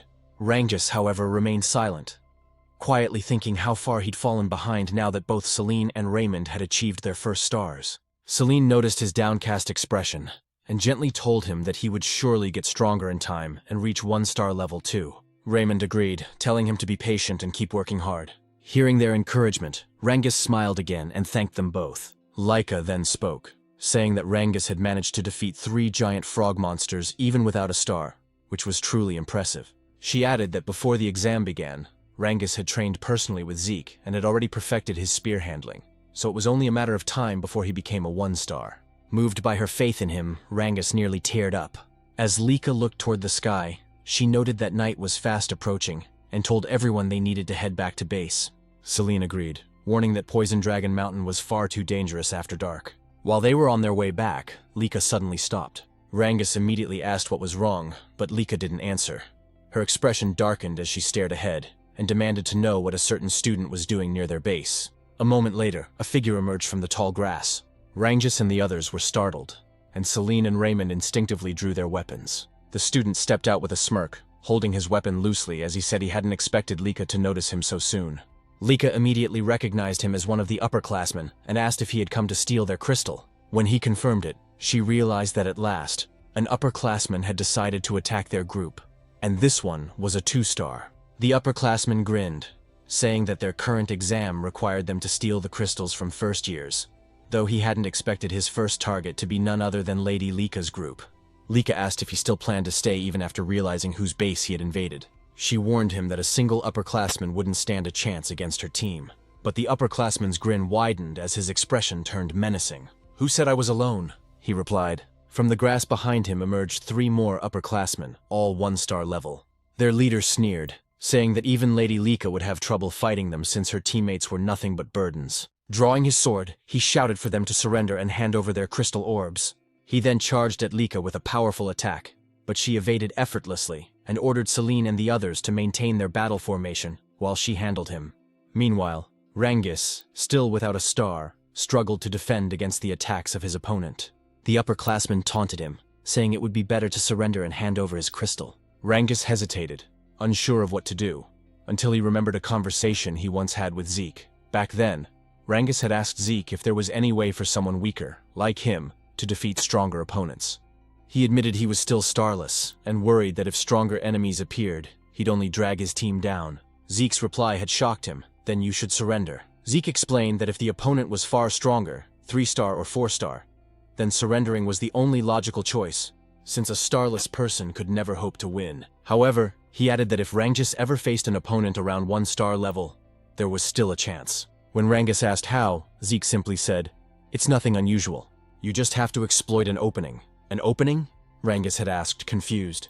"Exactly," Zeke replied. "If you can find and exploit an opening in your opponent's defense, you can defeat them, even if they're a 2-star. When Rangis asked how he was supposed to find such an opening, Zeke's answer was simple: endure. Keep enduring until your opponent shows one. Rangis had been doubtful, but Zeke continued, "There's no other way. You can't force an opening against someone stronger. You can only endure until they make a mistake. If you can't even do that, then defeating someone stronger will always be a fantasy for you." Zeke added, "If your opponent is someone special like Lika, then you won't last long. But against an ordinary 2-star, you should be fine." He then told Rangis that confidence in his own strength was crucial, and gave him one last piece of advice: don't overthink it. Don't think about how to create an opening or the difference in power. Just wait patiently, and when it appears, thrust your spear straight into it. Now, in the midst of battle, Rangis clenched his fists as Zeke's words echoed in his mind. Since he was weaker, he had no choice but to endure every attack and wait for the right moment. The upperclassman grew more and more frustrated as Rangis continued to withstand his blows. "Just fall down already," he shouted in anger, unleashing a powerful strike. But in that instant, Rangis saw it, the opening Zeke had spoken of. Without hesitation, he gathered all his strength and thrust his spear straight into his opponent's body. The upperclassman coughed up, collapsed, losing consciousness instantly. As he fell, a radiant light glowed on Rangis's chest, the mark of his newly awakened 1-star. Lika noticed immediately, surprised yet proud that Rangis had taken down his opponent. Meanwhile, the leader of the upperclassmen was in disbelief, unable to understand why Lika's power felt so overwhelming despite them both being 2-star level. Lika realized that ever since mastering the axe arts technique Zeke had recommended, she had learned to channel greater force and energy into her greatsword, which explained the vast difference in power. She told her opponent that it was his misfortune to have chosen her group as a target. Then, summoning golden lightning around her sword, she declared, "This battle ends here." Her blade struck with blinding force, and the enemy leader fell unconscious. After ensuring the enemies were defeated, Lika rushed back to her team and asked if everyone was safe. Once confirmed, the group cheered in relief. They had just won their first battle against upperclassmen. Celine and Raymond congratulated Rangis on reaching 1-star level, and Rangis thanked them with a bright smile. Lika looked at her team proudly, realizing that now all of her members had finally manifested their first stars. With that, she said that the next battles ahead would be much easier. Then, with a thoughtful expression, she wondered aloud how Zeke was doing. Meanwhile, elsewhere in Poison Dragon Mountain, a terrified upperclassman was running for his life. Tears streamed down his face as he muttered repeatedly, "Please don't come here. Zeke, don't come here!" He cursed under his breath, trembling in fear, asking himself just what kind of monster that boy named Zeke really was. Moments later, the upperclassmen were running frantically, shouting for help, hoping and praying that Zeke would not follow them. As Zeke dragged along one of the upperclassmen he had just defeated, the others cursed in fear and confusion. asking what kind of monster or demon he was. Holding the corpse of a giant snake beast in one hand, Zeke grinned and mockingly asked what their problem was, wondering aloud if no one else wanted to play with him. The upperclassmen, now completely terrified, called him insane as they continued to flee. Some questioned why a lower-classman like Zeke was the one hunting them down when it should be the other way around. That the upperclassmen were supposed to be the hunters, not the hunted. Suddenly, one of the fleeing upperclassmen tripped and fell. As he struggled to get back on his feet, he froze. The moment he lifted his head, Zeke was already standing right in front of him. With his crimson eyes faintly glowing, Zeke sighed and said he was getting tired of chasing him. He reached out his hand, offering to help the upperclassman stand up, but calmly added that once he did, he would have to fight him. The upperclassman's eyes widened in pure horror before his body went limp, and he collapsed unconscious on the ground. Zeke tilted his head in confusion, muttering to himself and wondering what just happened to the man. He looked around and asked out loud what was going on with the upperclassmen, questioning why they had suddenly become so defensive and cowardly. Calling them pathetic, he mocked how aggressive they were the first time they saw him, only to end up running away in fear. He then smirked and shouted for the others not to leave him behind. Just then, Zeke felt a faint presence nearby. Turning toward his side, he asked whoever was watching him why they didn't come closer if they wanted a better look. When he received no reply, Zeke chuckled and said that since the observer was still watching without interfering, it must mean there was nothing wrong with what he was doing. With that, he said he would stop holding back and continue his little game with the upperclassmen. From the direction where Zeke had sensed the presence, a man emerged. It was one of the overseers monitoring the examination. Beads of sweat rolled down his cheek as he whispered to himself, unable to comprehend what kind of child Zeke was. He had witnessed Zeke defeat upperclassmen who were supposed to be far stronger than him. And even more astonishingly, Zeke had sensed his hidden presence. Realizing the gravity of what he had just seen, the overseer decided he had to report everything immediately. Meanwhile, at the camp outside Poison Dragon Mountain, Freya was taken aback when several observers arrived to make their report. According to them, it had been 1 week since the examination began. At present, 30% of the lower classmen had already dropped out, while the remaining ones were gradually adapting to both their environment and the dangers of Poison Dragon Mountain. One of the observers added that they did not expect many more lower classmen to withdraw from the test. When Freya asked about the upperclassmen, however, the observers exchanged uneasy glances and couldn't answer her directly. Freya's expression darkened, and she ordered them to speak clearly. Finally, one of them admitted that the upperclassmen were constantly fleeing. Freya frowned, momentarily lost in thought, and asked why they were running away. What exactly were they escaping from? She pointed out that, to her knowledge, there were no monsters within Poison Dragon Mountain strong enough to threaten the upperclassmen. One of the observers then explained that they were not running from a monster. They were running from Lord Zeke. Freya raised an eyebrow and asked why they would flee from him. The observer took a deep breath and said that Zeke had been relentlessly attacking and hunting the upperclassmen. At first, they tried to fight back, but eventually they had no choice but to run. Another observer spoke up, asking what kind of person Lord Zeke even was. Based on what he had seen, Zeke seemed to be enjoying himself, gleefully cutting down upperclassmen and hunting them like prey. For him, it was something completely unprecedented. A second observer nodded in agreement, saying that even though Zeke was the son of the L-Dragon family head, he was far from normal. To them, Zeke was no longer just a prodigy. He was something beyond, a true monster in human form. Freya listened quietly, then spoke with a calm but serious tone. She admitted that she had also suspected Zeke was unusual from the very beginning. Unlike the others, he had chosen to take the exam alone, and appeared completely relaxed upon entering Poison Dragon Mountain. That could only mean one thing. Zeke never planned to hide from the upperclassmen. From the very start, his intention had been to hunt them down himself. Remembering the look in Zeke's eyes when they first met, Freya couldn't help but think that the boy was indeed a monster. Suddenly, one of the observers frowned, asking what that strange sound was. Freya's lips curved into a faint smile as she said that what they were hearing was something she had been waiting for. A man then approached and asked Lady Freya where they should place the massive cage they had brought. Freya told them to leave it where it was, and thanked them for their work. When the observers turned to look at the cage, their eyes widened in shock. They immediately asked what kind of creature was inside, and some even questioned whether Freya truly intended to release it into the mountain, as the creature's aura alone revealed it to be at least a 3-star level beast, far too powerful for any of the students to handle. But Freya, clearly pleased, reassured them that there was nothing to worry about. Adjustments had already been made to the creature. It would only target individuals of 2-star level strength or higher. Ordinary students would not suffer serious harm. One of the observers then asked why such a creature was suddenly being released during the exam. Freya replied calmly, that it was a direct order from their family head, Balza. In her mind, she wanted to witness the abilities of the boy whom their soldiers had already begun calling a monster. She wanted to see whether Zeke could survive against such a being. With that thought, she ordered that the mysterious creature be released into Poison Dragon Mountain at dawn. The next morning, deep within Poison Dragon Mountain, Rangus and his team suddenly stopped in their tracks as the ground trembled violently beneath them. Lika frowned, saying she had a bad feeling about the tremor. Raymond wondered if perhaps the upperclassmen had caused it, but Rangus shook his head, saying it was most likely the work of a beast, probably a massive anger boar. Still, Lika couldn't shake off her unease and said that something about it felt different. A moment later, a second stronger quake shook the mountain. As a giant tree began to fall toward them, Lika's instincts kicked in. She shouted for everyone to move, and the group jumped aside just in time as the enormous trunk crashed down where they had been standing seconds earlier. When they turned around, Lika froze in disbelief. Celine gasped and asked what kind of creature it was, while Rangus's face went pale and sweat dripped down his temples. In a trembling voice, he said they needed to run immediately, because standing before them was a colossal golem. Meanwhile, on the other side of Poison Dragon Mountain, as Zeke sat atop a pile of monsters and upperclassmen he had defeated, he remarked that he was growing bored with the current situation of the examination. Since no more upperclassmen dared to face or challenge our protagonist, and because he could no longer sense the presence of the observers of the exam who seemed to be simply letting him do whatever he pleased, Zeke found the entire situation rather disappointing. Until suddenly, he sensed a presence from the opposite side of Poison Dragon Mountain, causing him to immediately question what kind of strange aura it was. At first, he thought it belonged to a 2-star level creature, but eventually, he realized that the presence came from a 3-star entity.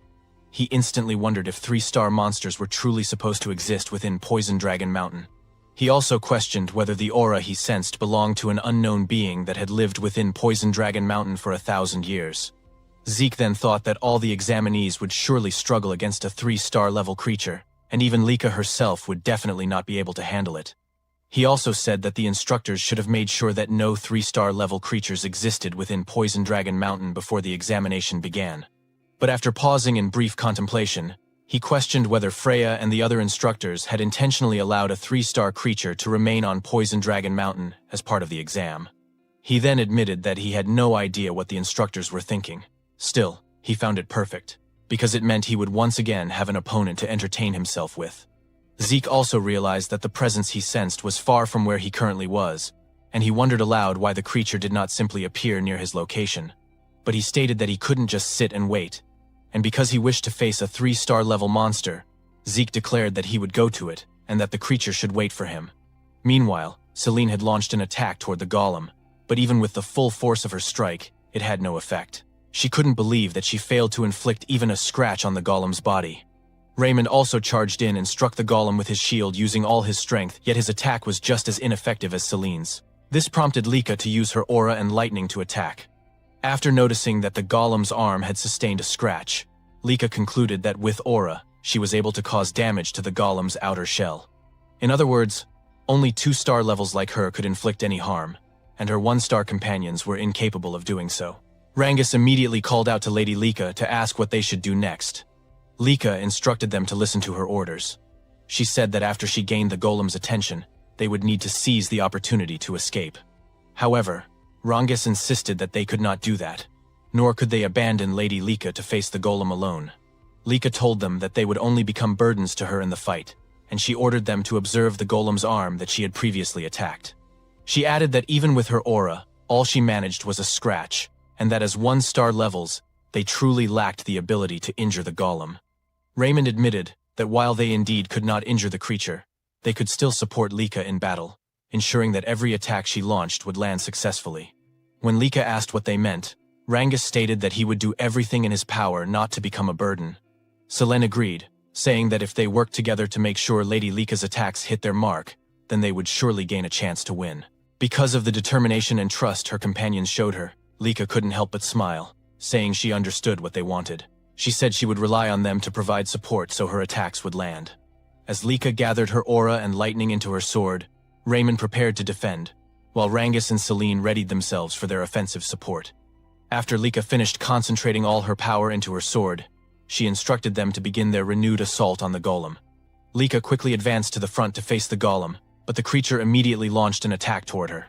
Raymond used his shield to protect her, but because he was still only a 1-star level, he struggled to withstand the golem's 3-star power. Rangus and Celine dashed forward to attack the golem and draw its attention away. Meanwhile, Lika swiftly moved behind the golem to deliver her strike. She unleashed her lightning great sword technique, Heaven's Thunder, striking the golem from behind with her full strength. A powerful explosion erupted within the forest of Poison Dragon Mountain. After Lika managed to knock down the golem, and once the smoke had cleared, the damage she had caused to the forest was evident. Rangus immediately approached her to ask if she was all right, and Lika said she was fine, though she had used up all the source power in her entire body. She then asked how Raymond was doing. With Celine supporting him, Raymond replied that he was doing all right as well. But when Lika said that they should return to their base, she suddenly sensed the golem's presence again behind them. She quickly shoved Rangus away, resulting in Lika being the one seized by the golem. As the golem held her, she couldn't believe that it was still capable of moving. She realized she had grown too complacent after her attack.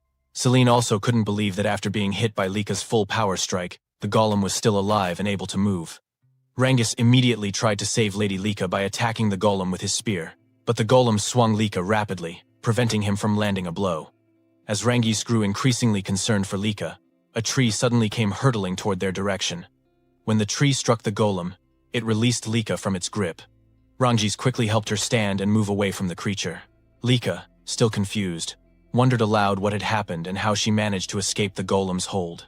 Then Zeke suddenly asked what kind of situation they were dealing with. Rangus and Lika immediately recognized our protagonist upon hearing his voice. But instead of checking on Lika's condition, Zeke was far too delighted by the sight of the monster. With his eyes glowing in excitement, he immediately asked what kind of clay puppet he was looking at. Just moments before Zeke arrived at the location where he sensed the presence of the golem, he caught sight of a golden lightning aura. He immediately realized that this aura belonged to Lika, and he couldn't believe that Lika's group would be the first to encounter and clash with the monster. As Zeke continued sprinting at full speed, he said that in his previous life, he could have reached the location of the aura he sensed in an instant. But now, he could do nothing but run toward the monster's location, something he found utterly pathetic in his current state. He also thought about how Lika's group was filled with promising youngsters. Even so, their opponent was a 3-star level monster, so he had no idea how long they would be able to endure in battle. Suddenly, something came to mind, causing him to stop abruptly as he remembered a technique he had recently learned. He immediately grabbed the trunk of a huge tree, and after pulling it out from the ground, he used his physical strength along with the new technique to hurl the massive tree toward the monster. While watching the tree fly through the air, Zeke commented that the result of the new technique wasn't bad at all. He also said he didn't make a wrong decision learning it, because with his current body, he would definitely need this technique, the technique known as Nurturing Dragon Throwing Arts. According to Zeke, the basic Eldragon combat manuals were given to them as preparation for the exam. The Nurturing Dragon combat arts, much like the Strike Dragon combat arts, didn't contain battle techniques but instead basic movements and source power flow simple instructional texts. But they were perfect for him, especially since in his previous life he had been a long-range fighter possessing a body similar to melee fighters. However, he quickly realized that throwing a tree at the monster wouldn't be enough, so Zeke resumed running toward Lika's location. Rangus, still unable to believe Zeke had arrived, immediately asked if they were all right. Rangus confirmed that they were, but said that wasn't what mattered. They had a bigger problem, the golem they were fighting. Zeke's eyes glimmered as he repeated the word golem, saying so that's what the creature was called. He also said the creature was strange because he could sense its presence, yet he couldn't detect any life force within it. As the golem rose again, it immediately launched an attack toward Zeke, prompting Lika to shout an alarm, with Rangus warning that the golem was extremely dangerous. But even though the golem unleashed a powerful attack, Zeke casually caught its fist with one hand, remarking that the creature was indeed tough. Because of the golem's hardness, Zeke quickly realized that he needed to use aura in order to gradually break through its defenses. With a swing of his arm as he pushed away the golem's fist, he commented that fighting and defeating the golem using normal methods would be too boring. Lika, exasperated, said that Zeke was always too reckless, while Rangus couldn't believe that Zeke actually found the golem boring to fight, considering their group had nearly died and struggled greatly against it. When the golem prepared to attack Zeke again, he immediately noted that because of its large size, the creature was definitely dangerous. Even so, he didn't hesitate to raise his arms and block the attack head-on, resulting in a powerful impact that shook the area. While defending himself, Zeke stated that the place was too dangerous, so they needed to move away. Lika's group immediately obeyed Zeke's order, and hurriedly evacuated the battlefield. Once they were far enough, Zeke gathered momentum and threw the golem with tremendous force. As the creature crashed away, he remarked that its outer shell truly was extremely durable. While gathering aura into his fist and rushing forward, Zeke said he wanted to know if the inside of the golem's body was as tough as its outer shell. After leaping into the air, he declared that it was time to find out whether its interior was just as hard. He then activated the first form of the Dragon Destruction Combat Arts Burst World, striking the monster and causing a massive explosion upon impact. In Zeke's mind, instead of dragging out the battle by slowly breaking through the golem's defenses, it was better to use Burst World to inject source power into the monster's body and destroy it from within. After confirming that his plan and attack worked, Zeke was overjoyed, saying that fighting this way made the battle far more enjoyable. Meanwhile, 1 month later, at the Eldragon State main building, Zeke was irritated as he questioned why he had been summoned and had his training interrupted. It was then explained that the 1-month exam at Poison Dragon Mountain had concluded safely. After the 3-star golem attack, no other serious incidents had occurred. The number of 7-year-old class members had dropped to 30% from the beginning, due to the harsh environment of Poison Dragon Mountain, but because they were exposed to constant danger and the brink of death, the remaining 30% of the 7-year-old class achieved good results and reached 1-star level. And after the exam ended, Zeke was directly summoned by Balza Eldragon of the Eldragon family. As they walked through one of the hallways in the main estate, Zeke asked what the family head wanted from him. Freya was displeased that Zeke referred to the family head simply as head, so she requested that he address the family head as Master Head, although Zeke argued that it was practically the same. In Freya's mind, the reason for the summons was already obvious, but she still explained that Zeke was called because of his behavior and actions during the exam, and that he had brought this upon himself. When Zeke asked if it was truly because of his behavior, Freya immediately confirmed it. She said that the purpose of the upperclassmen exam was for them to attack the lowerclassmen and steal their crystal orbs. But Zeke, a lowerclassman, did the opposite by attacking the upperclassmen, something they never expected. Freya added that because of Zeke, not a single upperclassman managed to steal a crystal orb from any lowerclassman, and so the upperclassmen had to retake the exam. Zeke argued that attacking upperclassmen wasn't forbidden, but Freya replied that no one would ever expect a lowerclassman to muster the courage to attack an upperclassman. Freya could only sigh, and as she turned away, she told him that his awful attitude needed to be corrected before he faced the Master Head. Once again, Freya reminded Zeke to fix his attitude and the way he spoke in front of the Master Head, especially when speaking directly to him. However, Zeke simply asked why, and Freya replied that even though he was still young, his terrible attitude could get him killed. She said she did not want to witness him being executed by his own father just because of his behavior. Zeke, on the other hand, only commented that if that were the case, then Balza was apparently quite violent. After they reached the door, Freya knocked immediately, and after addressing Balza as Master Head, introduced herself as a member of the Black Dragon Corps, Freya Winkik, and stated that they had come in response to the Master Head's summons. Balza then spoke in a serious tone, telling them that they may enter. After Freya opened the door and they stepped into the room, she immediately stated that she had brought Zeke according to the Master Head's orders. While Balza was still writing, he suddenly looked up at Zeke and seriously asked him why he had attacked the upperclassmen during the examination. Zeke fell silent for a moment, then said that everyone kept asking him the same repeated questions, so instead of answering, he decided to ask his father whether he was not allowed to attack the upperclassmen during the exam. When Balza asked what he meant by that, Zeke explained that the condition for passing the test was to survive in Poison Dragon Mountain for 1 month and keep their crystal orbs safe, and aside from that he had not heard of any other rules. Therefore, he simply followed the rules of the exam and used his time in whatever way he wanted while the test was ongoing. He added that if there were any prohibited actions during the exam, they should have stated them clearly before the test even began. Upon hearing Zeke's words, Freya felt intense fear and anxiety, and she immediately shouted, demanding to know what he was saying and why he was speaking like that in front of the Master Head. At that moment, Balza's eyes suddenly narrowed as he released his terrifying dragon aura, and because of the pressure from it, Freya collapsed to her knees, thinking that the Master Head's aura was so strong that it could kill Zeke. Contrary to her expectations, however, the protagonist remained standing, and Balza's pressure had no effect on him. On top of that, Zeke even told Balza to stop trying to intimidate him, because it was becoming extremely annoying, causing Balza's expression to darken in both shock and irritation. While Freya was still kneeling, Zeke asked if Balza had really summoned him just to ask such meaningless questions.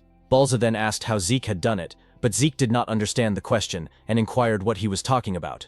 Balza stated that according to the reports, Zeke had not only defeated the upperclassmen, but had even brought down a 3-star golem, and he also asked how Zeke was able to remain standing and calm in front of him after he released such intense pressure. He then seriously demanded to know how someone like Zeke, a mere child born out of wedlock, had obtained such incomprehensible strength and power.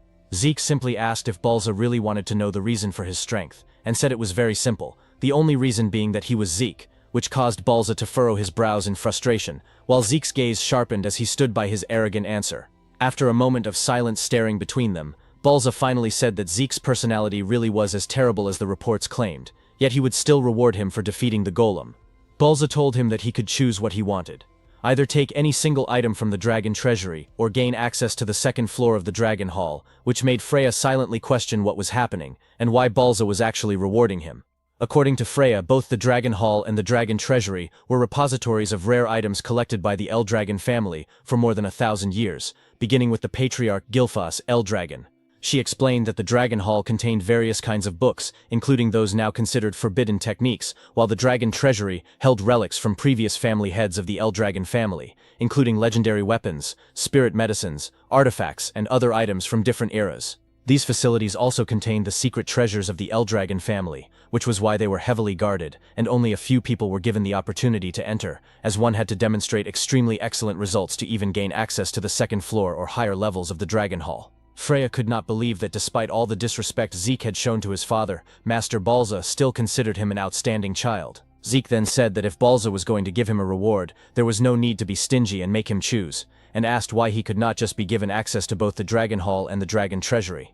Balza, however, stated that he could only choose one, and then told them they could leave, but Zeke suddenly pointed at him, unable to believe that their conversation was already over, saying that he still had many things he wanted to say. This angered Freya, and she immediately grabbed Zeke by the collar, and while pulling him away cheerfully said that it was a great honor for him to receive a reward directly from the master head, adding that she now understood his orders and that they would be leaving. As she turned her back and dragged Zeke along, he said that if that was the case, there was just one last thing he wanted to say to Balza, and he stated that as long as Balza continued to kill off his own emotions the way he was doing, he would never become any stronger no matter what he did.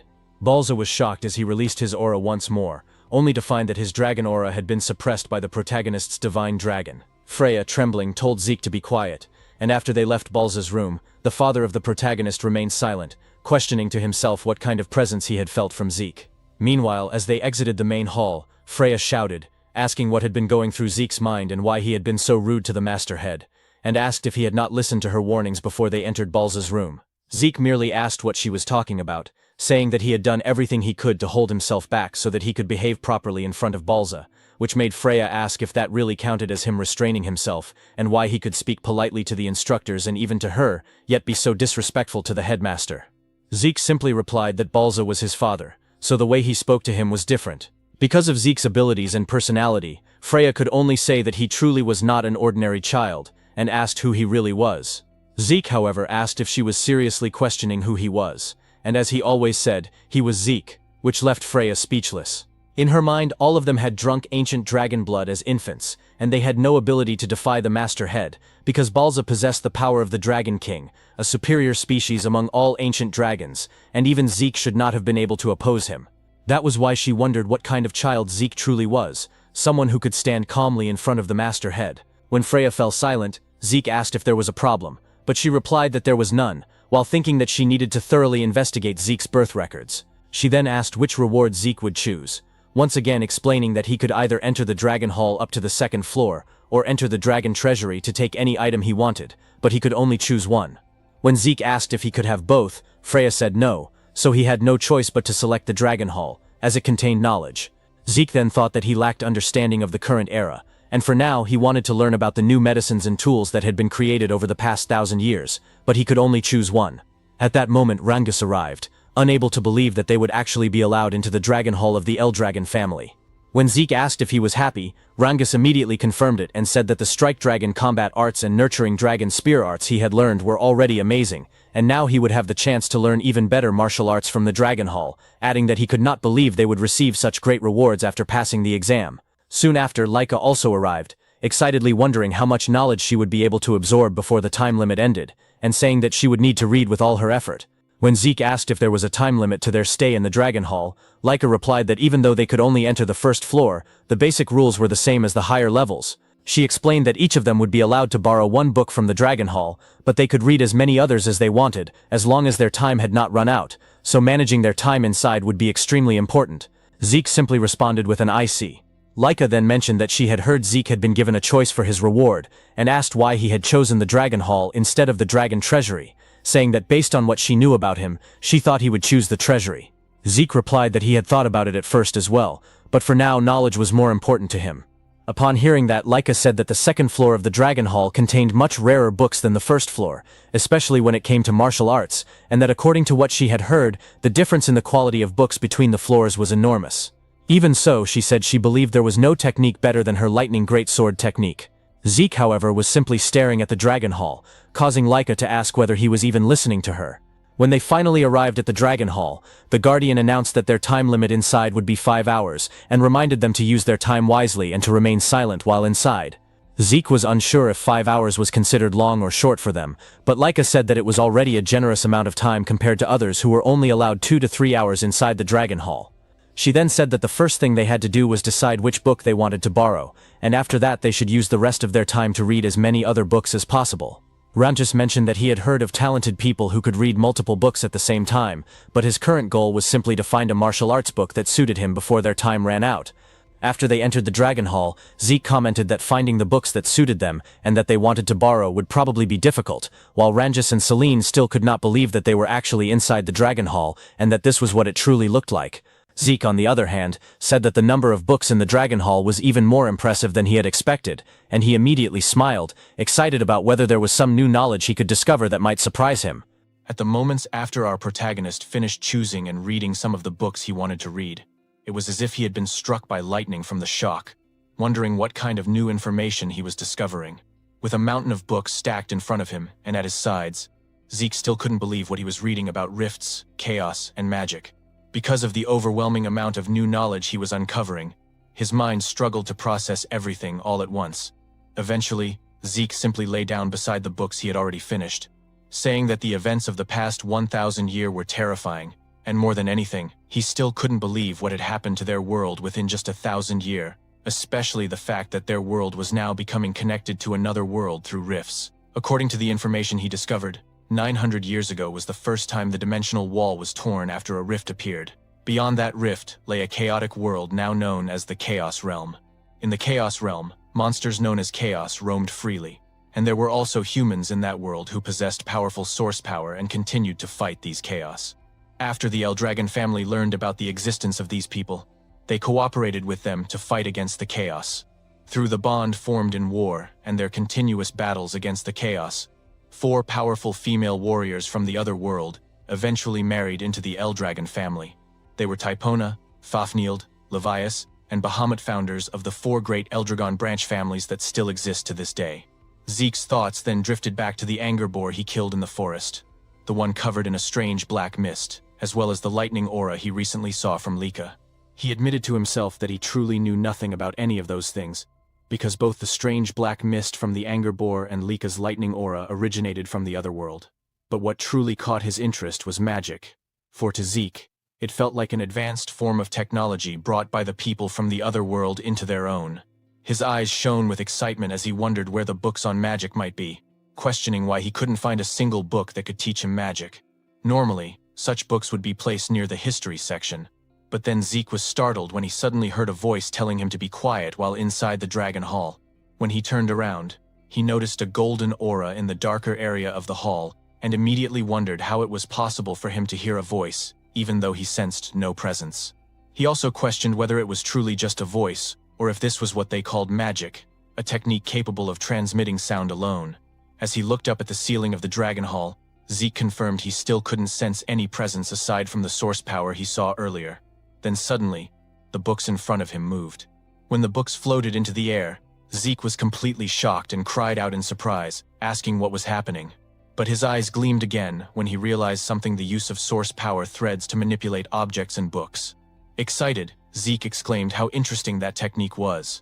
But when the mysterious voice once again told him to be quiet, Zeke grabbed one of the books mid-air, asking how he was supposed to stay quiet in front of something so fascinating, and demanded that the source of the voice show itself to him properly instead.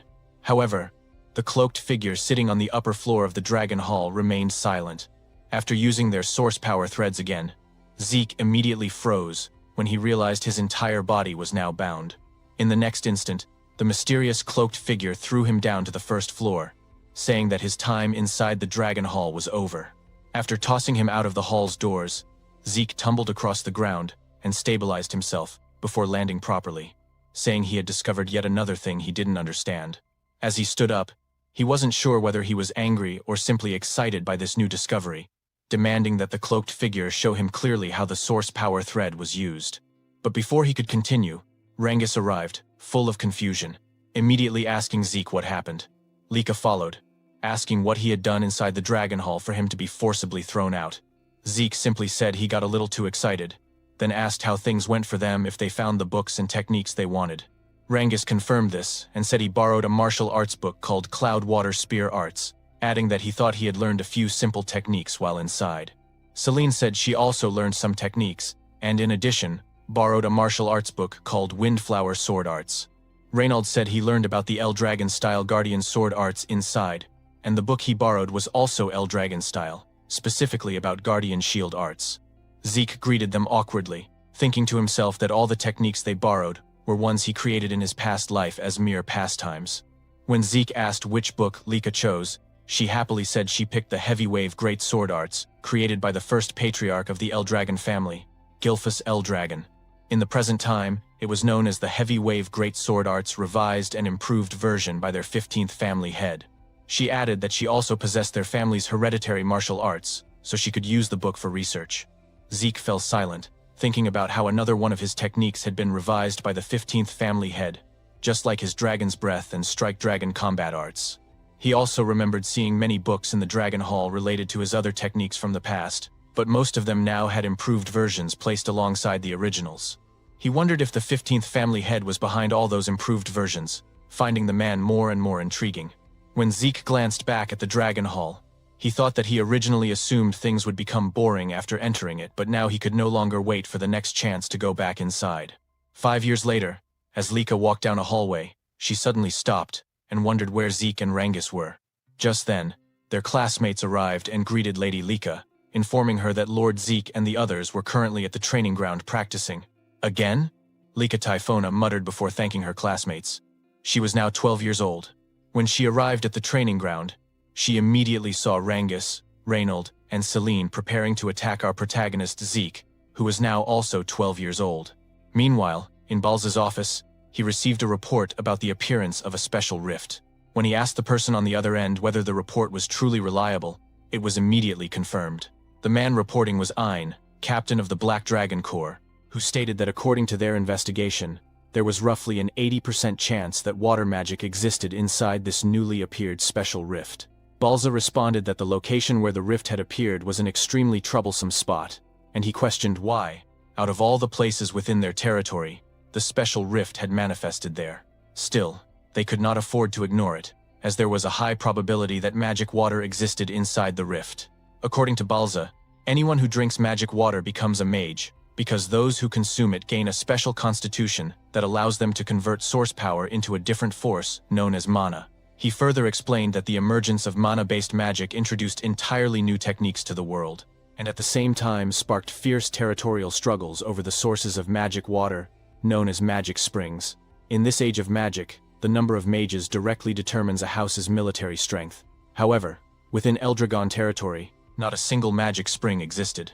For a house like the Eldragon family, which possessed no magic springs, there was only one way to obtain magic water: conquering special rifts. At present, the number of Eldragon mages was extremely small, and including Balza himself, all of them were hardened veterans who had obtained magic water through special rift conquests.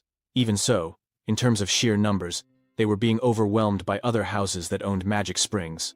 For this reason, conquering special rifts was Eldragon's top priority mission. However, as Ein had reported, the location where the special rift appeared, the abundant dragon forest, was far too troublesome. There had even been a small border skirmish in the surrounding region just the other day. The abundant dragon forest was a vast woodland that lay mostly within Eldragon territory, but part of it stretched into the lands of another house. Those who claimed broader ownership of the forest and referred to it as the Great Abundant Forest were the Kerberos family. Ein added that the rift itself was certainly within Eldragon lands, but considering its scale and position, the special domain formed around it might extend into Kerberos territory. Knowing those mongrels, there was a high chance they would swarm toward it. Balza remarked that their noses were the only thing they were good for, and in any case, they would detect the special rift sooner or later. Thus, the Eldragon family had to prepare with a struggle against them in mind. Since it was a special rift, both sides would have limited options, but they needed to act before the Kerberos family caught on. With that decided, Balza immediately instructed Ein to inform all dragons' nests at once and announced that a selection exam would be held as soon as possible. Meanwhile, at the training grounds, Lika commented that Rongis and the others really went all out every time they trained with Zeke. In the middle of it all, Zeke remained calm as he waited for their attacks. As the three of them attacked Zeke simultaneously from different directions, Zeke's expression darkened as he strengthened his body and accepted all of their blows at once.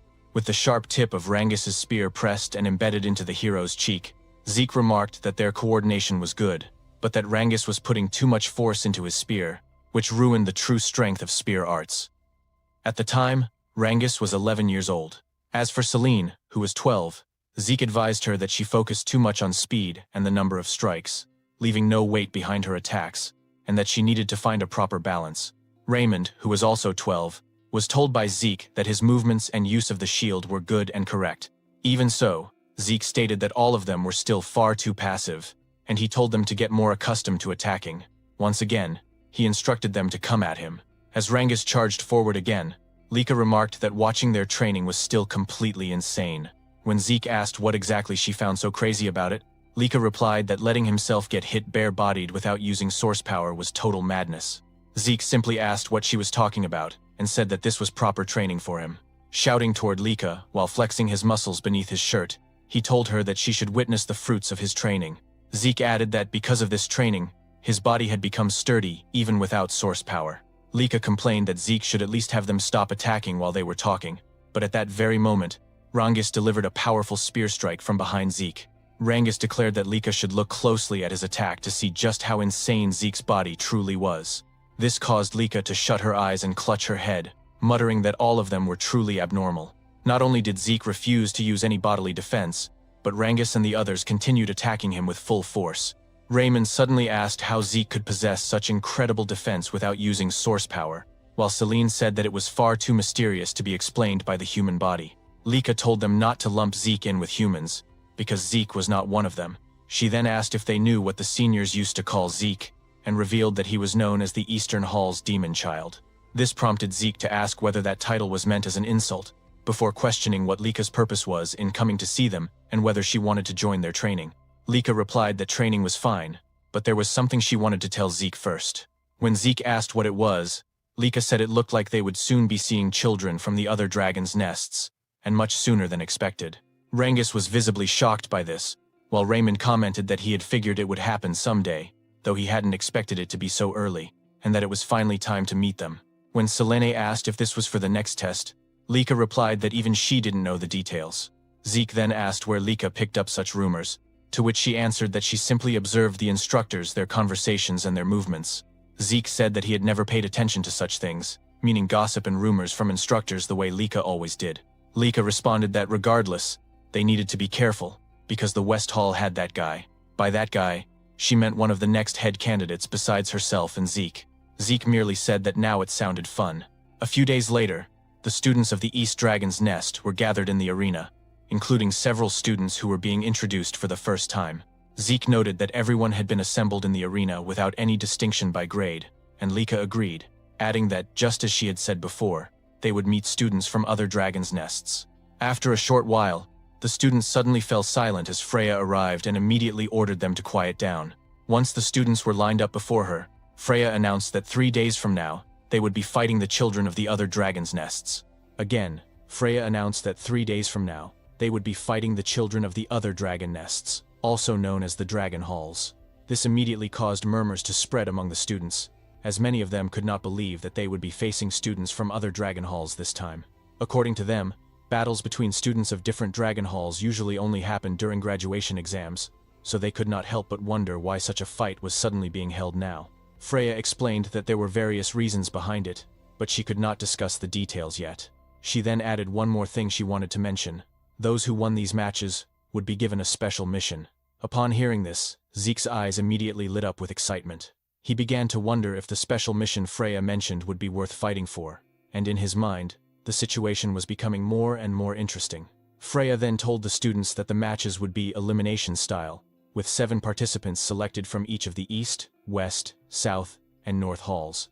She also said that the students themselves would decide who would compete, and that the selection had to be finished today. One of the upperclassmen asked Freya if those 7 fighters would be chosen only from among the upperclassmen. In response, Freya simply asked him what he thought was the reason she had gathered every student of their hall there, then stated that participants would be selected from all grades. This caused several upperclassmen to look slightly shocked, and they immediately began questioning what the lowerclassmen could possibly do against students from the other dragon halls. According to them, there was not a single lowerclassman capable of fighting on equal footing with the upperclassmen, as all lowerclassmen were weak beings.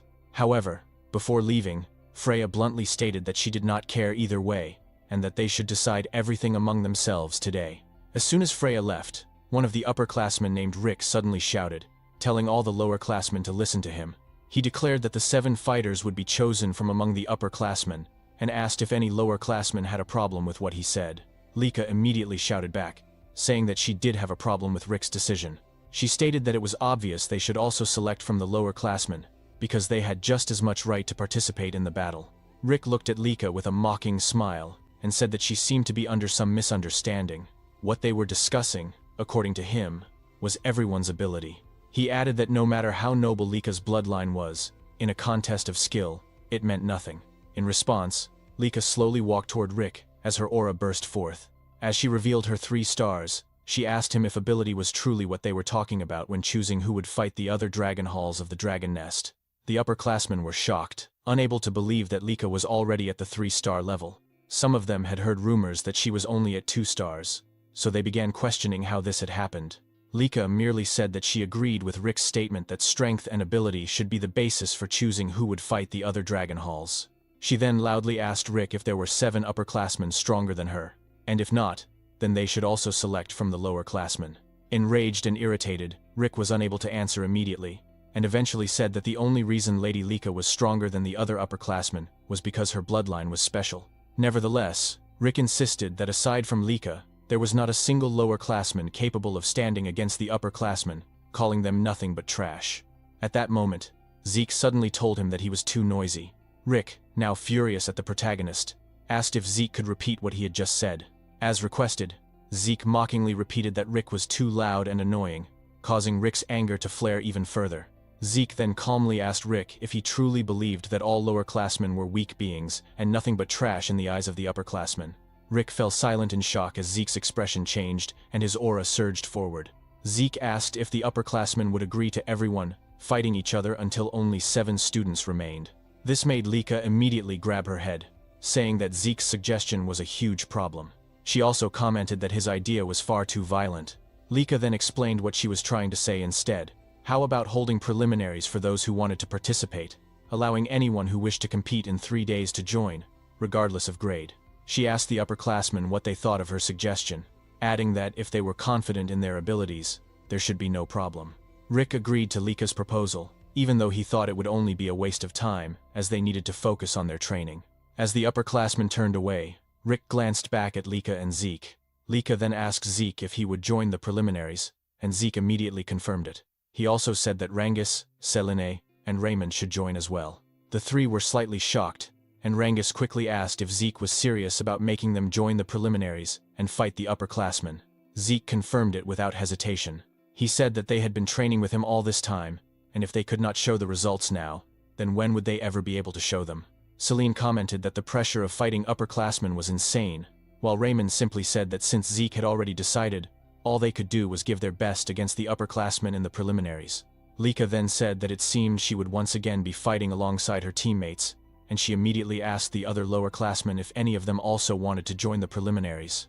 However, the other lowerclassmen were too nervous, whispering among themselves and saying that they had no chance of winning against the upperclassmen, especially since there were 3-star levels among them. Hearing this, Zeke let out a sigh and asked his fellow lowerclassmen why they lacked motivation. He told them that fighting stronger opponents was where they gained the most, and added that for now, he wanted to see the so-called abilities of their upperclassmen. After the upperclassmen took out their weapons, they spoke among themselves. saying that the selfishness of lower-classmen these days was such a pain. No matter how hard the lower-classmen tried, there was no way they could win against them. As Rangis and the others gathered together, trembling from the anxiety they felt about facing the upperclassmen, one of the upperclassmen mockingly said that they should go easy on the lowerclassmen. Another upperclassman laughed and agreed, adding that aside from Lady Lika, the lowerclassmen were all like babies, only at 2-star levels. Zeke noticed the reactions of Rangis and the others, so he asked them why they looked so gloomy and whether they were worried about the battle. Rangis immediately confirmed it, saying that their opponents were all 3-star upperclassmen, so it was only natural to feel worried. Zeke then reminded them that they had trained hard with him for the past 5 years and had done well in their training. Because of that, he said, they needed to have more faith in themselves. Celine and Raymond were immediately encouraged by Zeke's words and reminder, while Rangis still could not completely shake off the nervousness he felt about the upcoming fight. Suddenly, one of the upperclassmen shouted, telling them to stop chattering because they were just wasting precious time, and that upperclassmen did not have time to waste on lowerclassmen. He told them to hurry up and start the fight already, saying they would teach the lowerclassmen their proper place. However, in less than a minute, the spectators could not believe what they were witnessing, immediately questioning what was happening and how the lowerclassmen had managed to defeat the upperclassmen so easily. Some of those watching even wondered if the upperclassmen were really this weak this year, but others said it was not that the upperclassmen were weak, rather that the lowerclassmen they faced were simply monsters. Our protagonist wore a wide smile, clearly delighted by the result of the battle, and he immediately praised and congratulated Rangis and the others. In Zeke's mind, Rangis's deflection techniques and his eye for spotting openings had become much sharper. Celine was also handling the multi-strike windflower sword arts very well, and Zeke thought it was impressive how Raymond could smoothly switch between his shield and sword arts. According to Zeke, all of them had shown magnificent results from their training, and at this rate, if they gained confidence through real combat, it would only benefit them further. Zeke also thought that Lika had grown stronger as well, and with her lightning aura, she could defeat her opponents in a single attack. While the other upperclassmen were still in disbelief at the speed and ferocity of the fight they had witnessed, Lika commented that she believed it was only right to defeat her opponent decisively in order to teach them a lesson for their arrogance. However, Rick could not accept the result of the battle. According to him, there was no way 3-star upperclassmen would lose to 2-star lowerclassmen.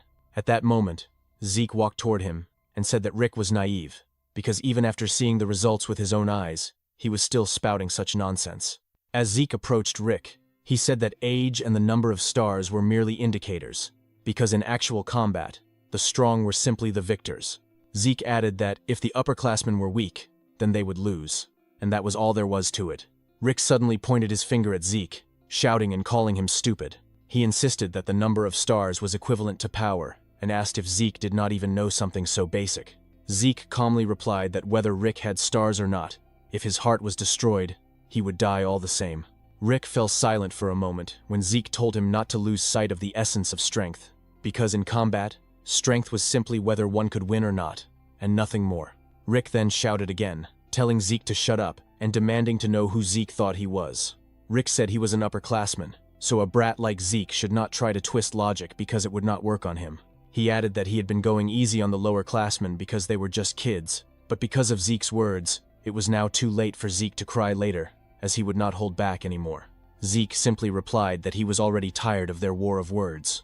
He said that children should act like children and move their bodies before their mouths, and since only the two of them were left in the arena, he asked Rick to show the martial arts he had mastered and was so proud of, as well as how much he had trained. This only made Rick boil with rage, shouting at Zeke not to underestimate him. Rick immediately charged forward with his great strength technique, using all his power. However, before Rick's attack could even land, Zeke's eyes suddenly emitted a golden light, and with a single punch to Rick's face, Rick was sent flying across the arena.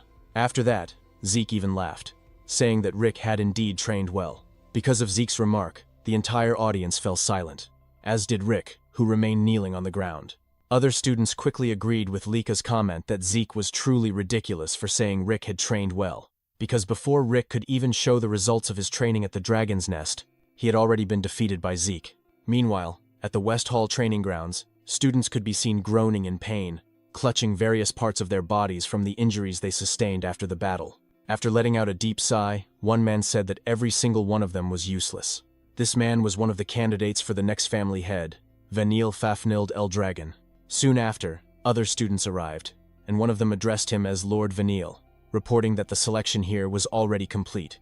This man, Alan, Vanille's right-hand man, was a 3-star level, and behind him were the other 3-star students who had passed the selection, including Retin, who was only 12 years old. Vanille immediately noticed Retin and called him over, asking if he was truly already a 3-star level, despite being a lower classman. When Retin confirmed it, Vanille praised him, saying that he liked competent people like Retin. Vanille added that if Retin proved useful, he would make him one of his subordinates. Retin immediately bowed and thanked Vanille, thinking to himself that Lord Vanille had acknowledged his strength, and that with Lord Vanille here, there was no way the West Hall would lose to the other halls.